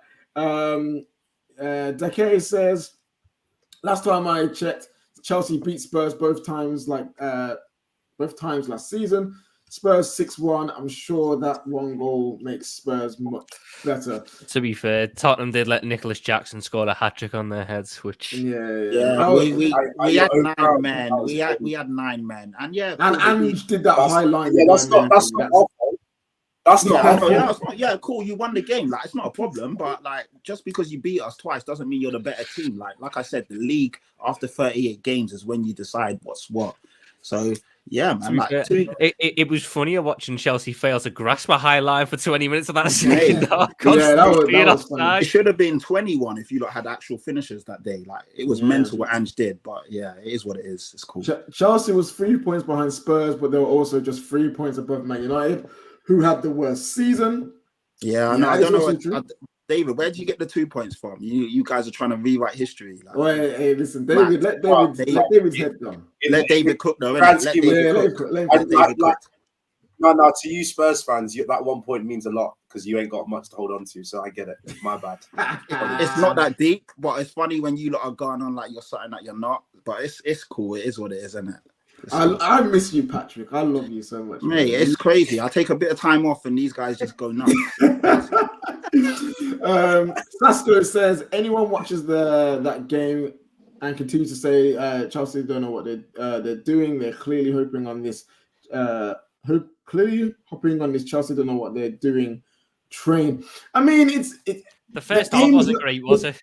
They're about to say that the game in isolation isn't a indicator or proof that everything behind the scenes is perfect. Like I wouldn't say that, you know what I'm saying? But I do believe that they are starting to click things together behind the scenes, especially with what Maressa said about the small group that he's training. I don't want to sound like a little data nerd, but Wolves did win the game on XG. David, Wolves won the game on XG. Tom, are you David? This is not the time. This is not the time. Hey, this is true. It's so true. It is so true. That was a weird day for us. We scored everything, and that don't happen normally. Boy, that reminded me of that 7-0 from Liverpool. Man, they had 9 shots on target, 7 goals. Crazy. Tyrone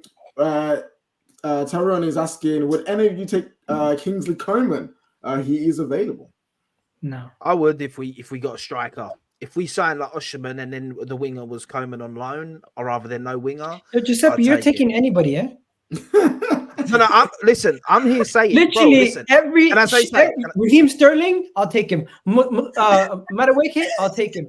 What's called Sane, I'll take him. You're my guy, but what are we doing here? We're taking everybody. Bro, what I'm trying to say is, for me, I think that these players, that everyone that you named, adds decent depth to our team. And I've also said with all of them is, if we sign a striker, so you're telling me you would rather just a striker than a striker and Coman on loan to back up the wing. That's what I'm saying, basically. I'm not saying I want Coman. Oh, my God, bring me Coman. I'm saying if we're only going to sign one attacker, but then we can bring someone in on loan, like a Coman or a Sterling, I'd rather do that than not sign a winger to back up. To be fair, I get that point, because any of those options you just mentioned are better than Reece Nelson. I'm not that desperate.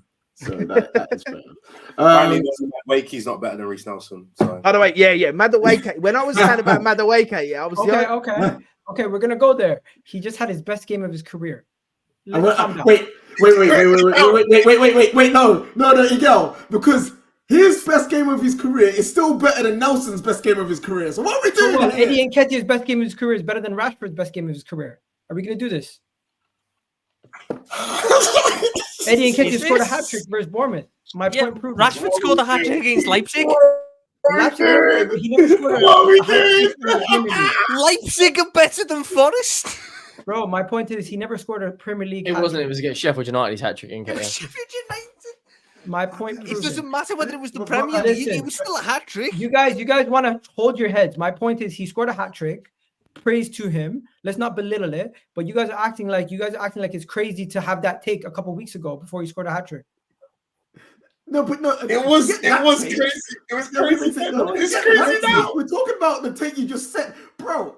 You know how many clutch games Marcus Rashford has had over his career? Do you know Eddie Nketiah had a game winner versus Man United?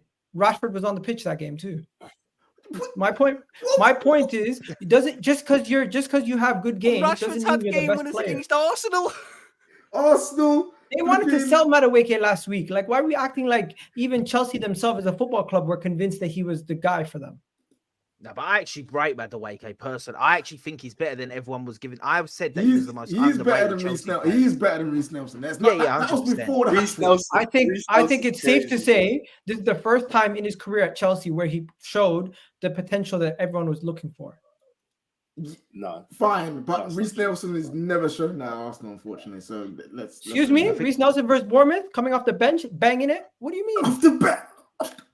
You know, I'm stopping. Next super chat. Arsenal has the hardest 12 games of all of the top 6. Wait, okay, let me start again. Arsenal have the hardest 12 games of all the top 6 facing of the last year's top 7, 5 away, and just Liverpool at home in the first 18 games. Just crazy. Oh, yes, okay, you do actually play pretty much every team in the first 18 games of the season. Yep. I'm sure a lot of other top 6 teams play all of the top 7 from last season in the first 18 games of the season. I get what he's trying to say. I think in like one batch, I think you've got them all at one time. Yeah, he just worded it wrong. I'm with you, Brian. I think he's saying all the away ones are at the start. So the second half of the season, you've got all the home ones. I'm with you, Brian. Don't worry, I understand. No, ignore Tom.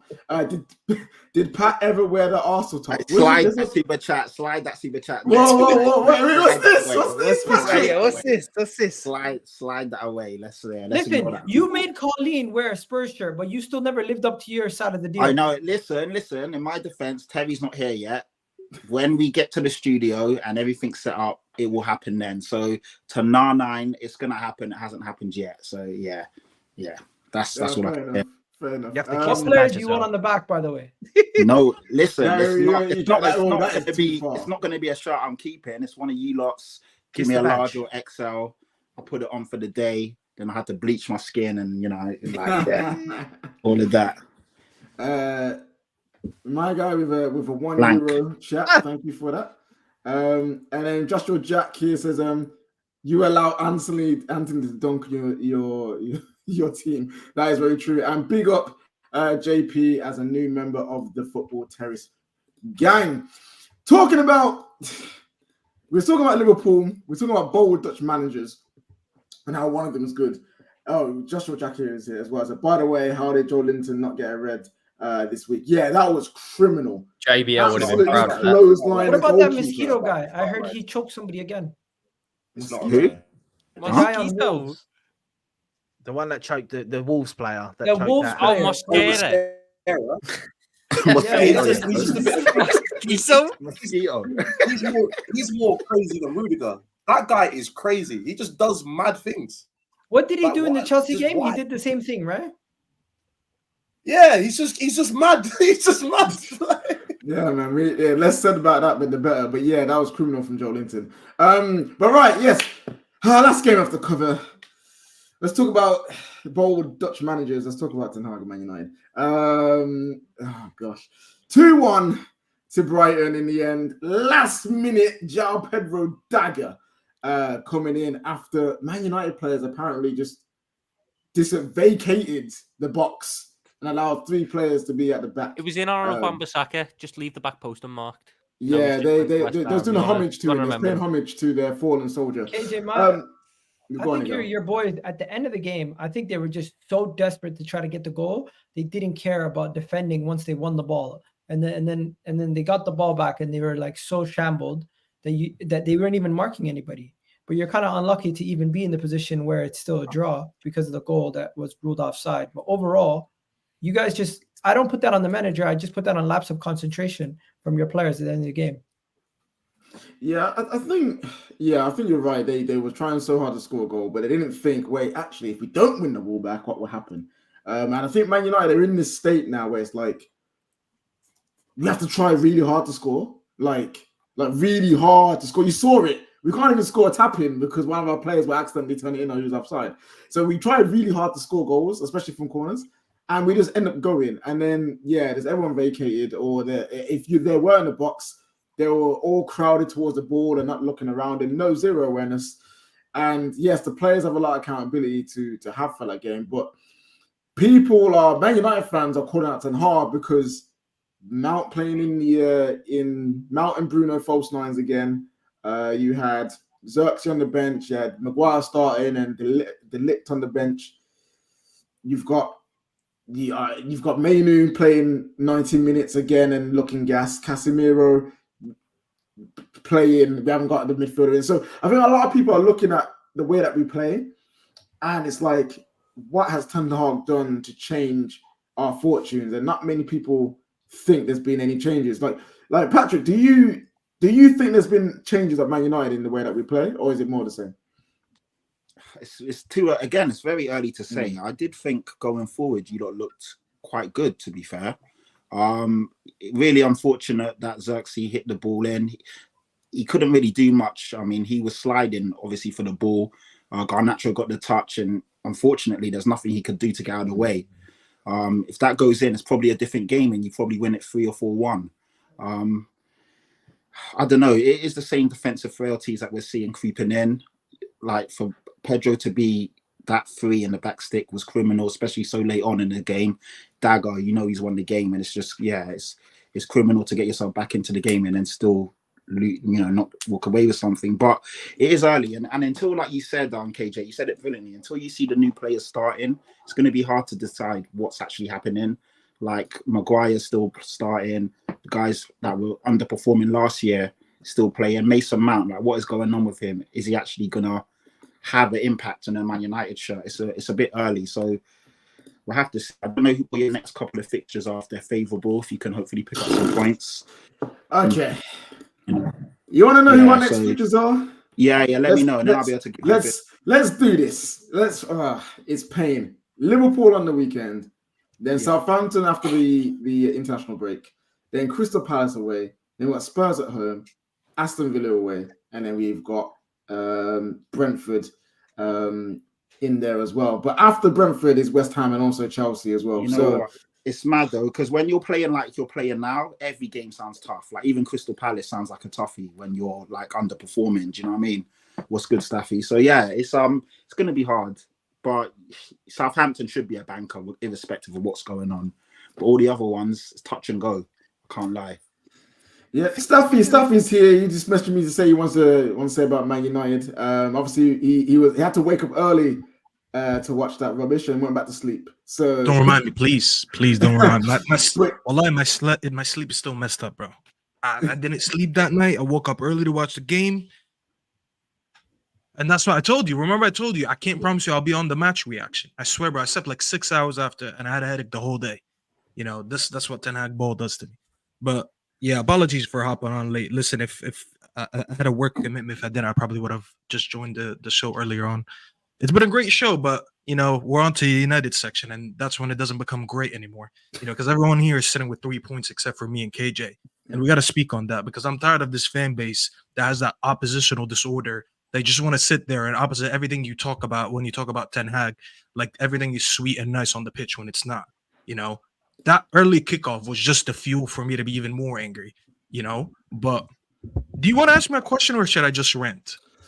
It's up to you. What about the game did you not like? Because I think many Man United fans liked bits of the first half, especially structurally with our press. We didn't really give up too many chances for Brighton. Obviously, they scored that goal off our Maguire mistake. But overall, what actually was the thing that annoyed you the most in that Brighton game? There's a lot of things that annoyed me. Listen, I'm not going to sit here and blame just the manager. It's an equal blame. The blame has to be shared. I'll be honest, but I'll emphasize more why I'm going to talk about Ten Hag. The first half looked better because there's a little bit more control of the ball, and I understand that. It's only because we've been deprived of that for 2 years. Like we've been hungry. That's why when we saw a little bit of control in the first half, we were like, oh, look, this is Ten Hag ball, which to be fair, it did look better.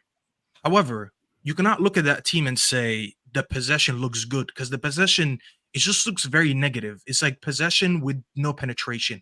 Going into the opposition's half, we don't really look effective. Our wing play, our creation, it's just not there. So it's like, I understand our build-up looks better, but I'm going to be very honest with you, and a lot of people won't like when I say this. The only reason the build-up looks better is because we finally have better personnel. Let's just be very honest about it. With Martinez being there, with what's his name, Mazraoui and Delo being there, obviously Onana being there versus the first year we had De Gea, there's gradual progress in the back line. And when I talk about the back line, I talk about the back five, including the goalkeeper. This is why it looks better. Last year, yes, we had Lisandro out for major parts and all that, but that just shows me even more that without certain personnel, we cannot play a style of play. And this is why I keep saying, no matter how much we baby this manager, we say, give him the support cast, give him Wilcox, give him Barada, all that is nice. But I'm seeing, again, this is only because of individuals. The proof is also there because when you look at the midfield and the front line that are not good enough, these two departments have not been good in the first two games. Our back line is the best thing about this team right now, especially on the ball. Obviously, Maguire made a mistake. I can't blame the whole back line because of that mistake. That goal in the end, that was pure chaos. I can't really blame a certain individual. It's just like a moment where they all bottled it. I can't really blame the whole back line because of that. When you look at it, my back line is the only thing that I can look optimistic to. And the fact that Maguire even started, listen, this is not me slandering Maguire because a lot of people are going to say, well, he warranted himself to start because he played good in the first game. No, he doesn't. He doesn't warrant that, and I'll tell you why. The fact that, listen, he done this before, Ten Hag, where he signed Casemiro. McTominay was on a good run, and he felt like I cannot bench him because he's been playing good. Even though we all knew you signed Casemiro for 60 million to start him. He waited for McTominay to make a mistake against that City game where we lost 6, and he was like, you know what? That's enough. Time to bring in Casemiro. I have a manager that does not know how to make in-game decisions and does not know how to select his best 11. We all know, brother, like, don't beat around the bush. Everyone here on this panel knew that we spend that money to start Mazraoui and to start De Ligt. You do not have to give him a 10-minute cameo every game. He is not a striker. No one gives center backs 10-minute cameos. So stop doing that. You're laughing, Patrick, because you know it's true. No one does that. He just brings them on just to remind us, hey, guys, look, this is De Ligt. I signed him. You know, he's being used, you know. So the first half looked decent. But, like, KJ, we have to be honest with ourselves. That front line looks shocking. That midfield looks shocking. And this is why I keep saying it's just like it's down to individuals. When we get hit with injuries again, when we don't have the right personnel again, it will look even worse. We're 2 years into this Mount signing, and we can't figure out a three-man midfield to put out every game. We all sit here, we're like, do we play Bruno for the creativity or do we play Mount for the off-ball shape? And no one has an answer. And I'm not going to lie to you. I usually have a lot of answers whether people like it or not. I don't even have an answer. Because even the ones that we're adjusting in the market, I don't think they give me the answer. Because even Ugarte comes in, I'm like, what the fucking do? What am I going to do with that? Because I don't look at him and I think he solves my issues, you know? So I'm not going to lie, bro. Listen, Ten Hag's changes, that's the one thing I really want to talk about. These subs that this guy made, bro, I've had enough of people trying to tell me Wilcox and them are going to improve him. When the whistle blows, it's like anyone here who watches UFC, you can have the best trainers out there. The minute that fucking cage closes and it's just you and the opponent, it doesn't matter how good your manager is. It's up to you right now to beat this guy. And the minute that whistle blows and we're playing 90 minutes, I cannot look at Wilcox. I cannot look at Barada. I cannot look at Sir Jim. I can't even look at anyone else but Ten Hag. And every 90 minutes, bro, I'm not going to lie to you. I do not trust Ten Hag to make the right decisions. I'm not a big fan of Mount. He balled out in the first half. I said, fair enough. Probably didn't create enough chances. But you know what? Our shape looked good. We didn't look exposed. They barely threatened our goal. They scored a goal against the run of play. Shit happens. It's okay. That's football. But we were good. What does he do in the second half? He takes off Mount. How do you take off Mount when he's been the best one in your press in that first half against Brighton, who we all know are excellent on the build-up? So you nullified their build-up in the first half, yet you took off the man that caused that, and you brought on Xerxes. Fair enough. Okay, you brought on Xerxes. What are you going to do with Xerxes? He starts playing long ball. Brother, this is not Fellaini. I understand that Afro confuses you, but we signed this guy because he's a good ball-playing striker. He said he's a 9.5. He's a guy that likes to play as a target man, get the ball to feet, and move it around. We start playing long ball. Why would you take out Mount and you leave on Rashford and Bruno, who've been absolutely abysmal in the first half? At least take off Bruno because he did nothing up until he took him out, which I will address in a second. But you take him out and we lost the midfield, and it was obvious because Brighton started running our midfield in the second half, and you did not see that the full of the first half. So we lost the midfield because of him. What does he do? Because he needs a goal. He's desperate for a goal. Forgot obviously the Garnacho moment. That was just unlucky. I'm not really going to blame anyone for that. Mm-hmm. But you bring on McTominay instead of Bruno. Now we bring on McTominay when we're creating enough chances and we just can't put the ball in the back of the net. And you're like, you know what? McTominay is going to stumble into one of these. He's going to crash the box. He's going to get us a tap in or a header, and we're going to win the game. And let's just steal the 3 points. We were not creating anything the minute he came on. And that's why I look at that. I'm like, why would you bring him on for your number one creator in that midfield? Bruno gave me 80 shitty minutes. But one thing I know Bruno can give me is a good 10 minutes towards the end where he comes up with a goal and assist. That's when he stinks out the whole game and you're like, fuck it. At least he's going to give me that moment. But you took him out and you brought on McTominay, and we had zero threat in the last, 10, 15 minutes. And this is why I look at his decisions. I'm like, this manager always finds a way to make us look worse. And that there's nothing Wilcox and them guys can do. Because I said the 90 minutes are being controlled by the manager.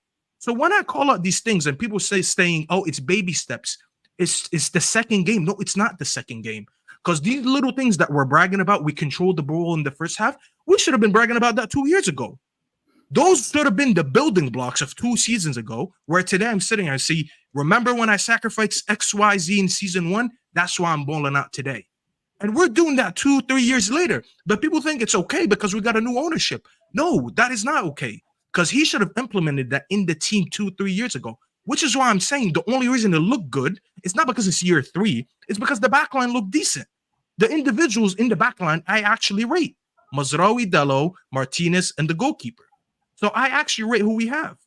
I'm not gonna lie to you, bro. Listen, this whole idea that we're gonna score 80 goals, I heard people saying we're gonna score 80, 75. Our front line is this, the front line is that. Brother, listen, if we score 70 goals, I'll say that's a good season. That's how low my bar is. If we score 70 goals, it means somewhere we made top 4 or something, and that's gonna be a good season for me, you know. But looking at this team, bro, I'm not gonna lie to you, it's peak, bro. It's really, really bad, and I don't think people realize how bad it is. I have said though that I think Man United are lacking fear factor in their attack. Like I look at their team, and normally that you at least have a guy that looks like mad scary. I don't see it. Maybe Højlund might be that for you this season, but Rashford, I think you guys should have sold Rashford, man. I really do, man. He's finished, bro. I think he's washed. I generally think he's washed. I think he's going to be a toxic player at your team this year. I generally do. I think he's going to be not. I don't think he'll be toxic in the sense of like, but in the dressing, I just think like he's not going to be putting in enough effort. He's one of them players that like the fans are really going to get onto because he's the face of a lot of years of disappointment and a lot of years of like not doing good. He's no longer that young Rashford that we have. He's the oldest one in our front line. I don't think people clock that because we're so used to Rashford, that young boy that came from the academy and he rose up to the sea. He's been in the squad for about 8 years now. He's the senior attacker that we have. Everyone around him is younger than him, and I don't think people clocked it because we've been so used to talking about Rashford as this young player that one day will be something.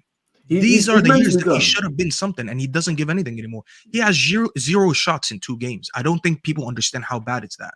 It's not even an ability thing anymore. I think it's a mental thing. You know, he's mental. He's mental. It's just I think it's done for him. He generally needs to leave this team because he's gonna have another year like last year, and I think his credit has already ran out. Like he's about to be in debt with this team, with this fan base. He's mentally. I personally believe he's mentally done. He's mentally damaged, as most players have been from Manchester United. I'm not saying so there's been seasons where he hasn't tried, and there's been seasons where he's tried. I think this season he's genuinely trying. Like I've seen him do sprints back. I've seen him do he's tracking back and try and keep the ball. I just genuinely don't think he believes in himself anymore. And when you don't believe in yourself, especially as a Man United attacker, it's a sign that you need to go somewhere and discover yourself, because you can't do that here. You have to believe yourself. Even if you're in poor form, you have to keep going. And I think personally, he's, like Giuseppe said, he's a face of failure for many people.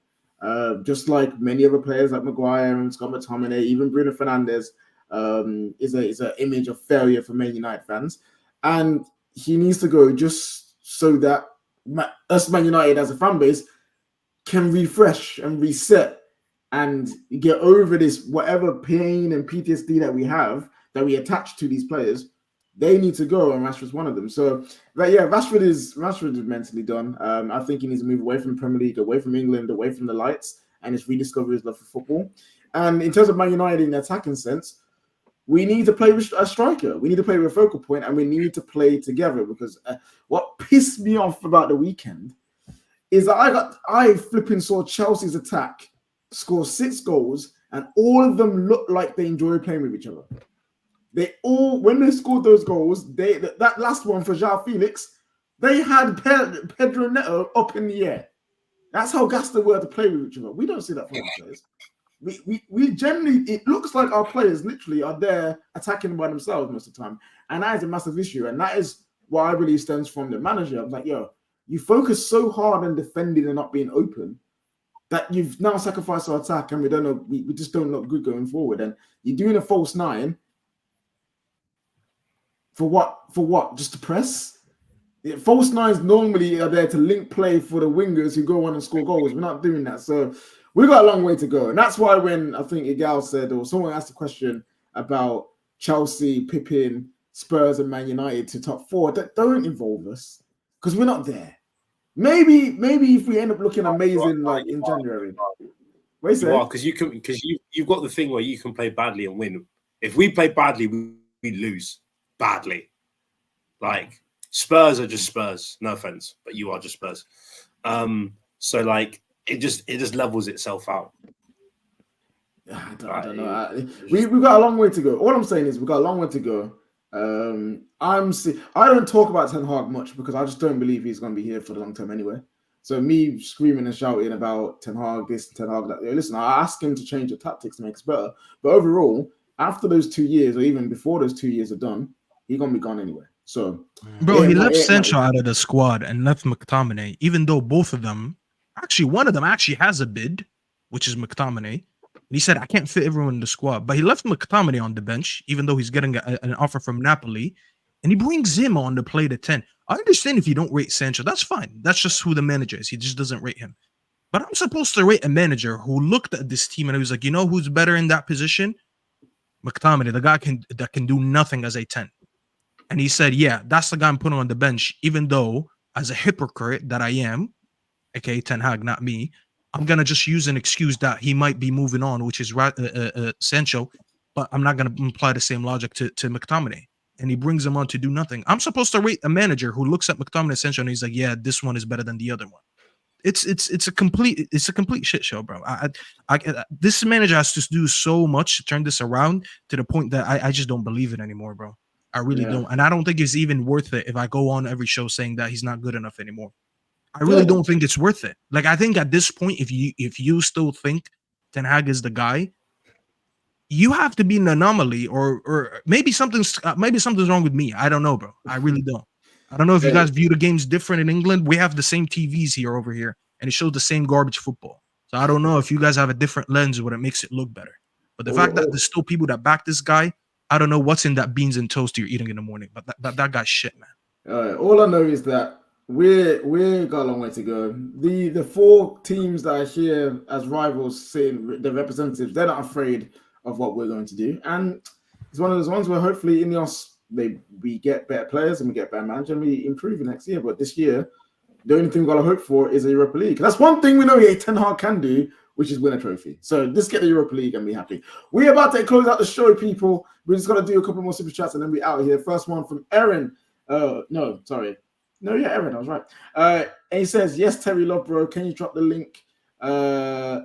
Drop us a link to how set up to Center Sports via NordVPN. I signed up earlier today, but found myself lost in the mountains of Moldova. Guys, go DM Terry directly on Twitter or Instagram about that, because I cannot tell you, because I did not use that system to get my If only you got lost in the mountains of San Sebastian. I've heard they're brilliant. Oh yeah, you should know about that, Tom. Innit? You should go there. Actually, you might find what you was looking for in those mountains. We got another super chat from Patrick. Says the way every team plays is based on personnel. Surely other teams can lose players to injury because they have players that have similar attributes. Man United don't. Oh yeah, our squad is a massive mismatch of foolishness. That's all I can describe it. Like, the past sins of our ownership and previous managers are all bubbling up still there, and it's going to take a while to close that out. That's for sure. How does Henry feel about Lucas Modric? Is it Bergval? Bro, he looks like a decent player. Just don't shake your head. You guys called what's his name? Emil Smith Rowe. What do you guys call him? The Croydon KDB. Not me. Don't do that, bro.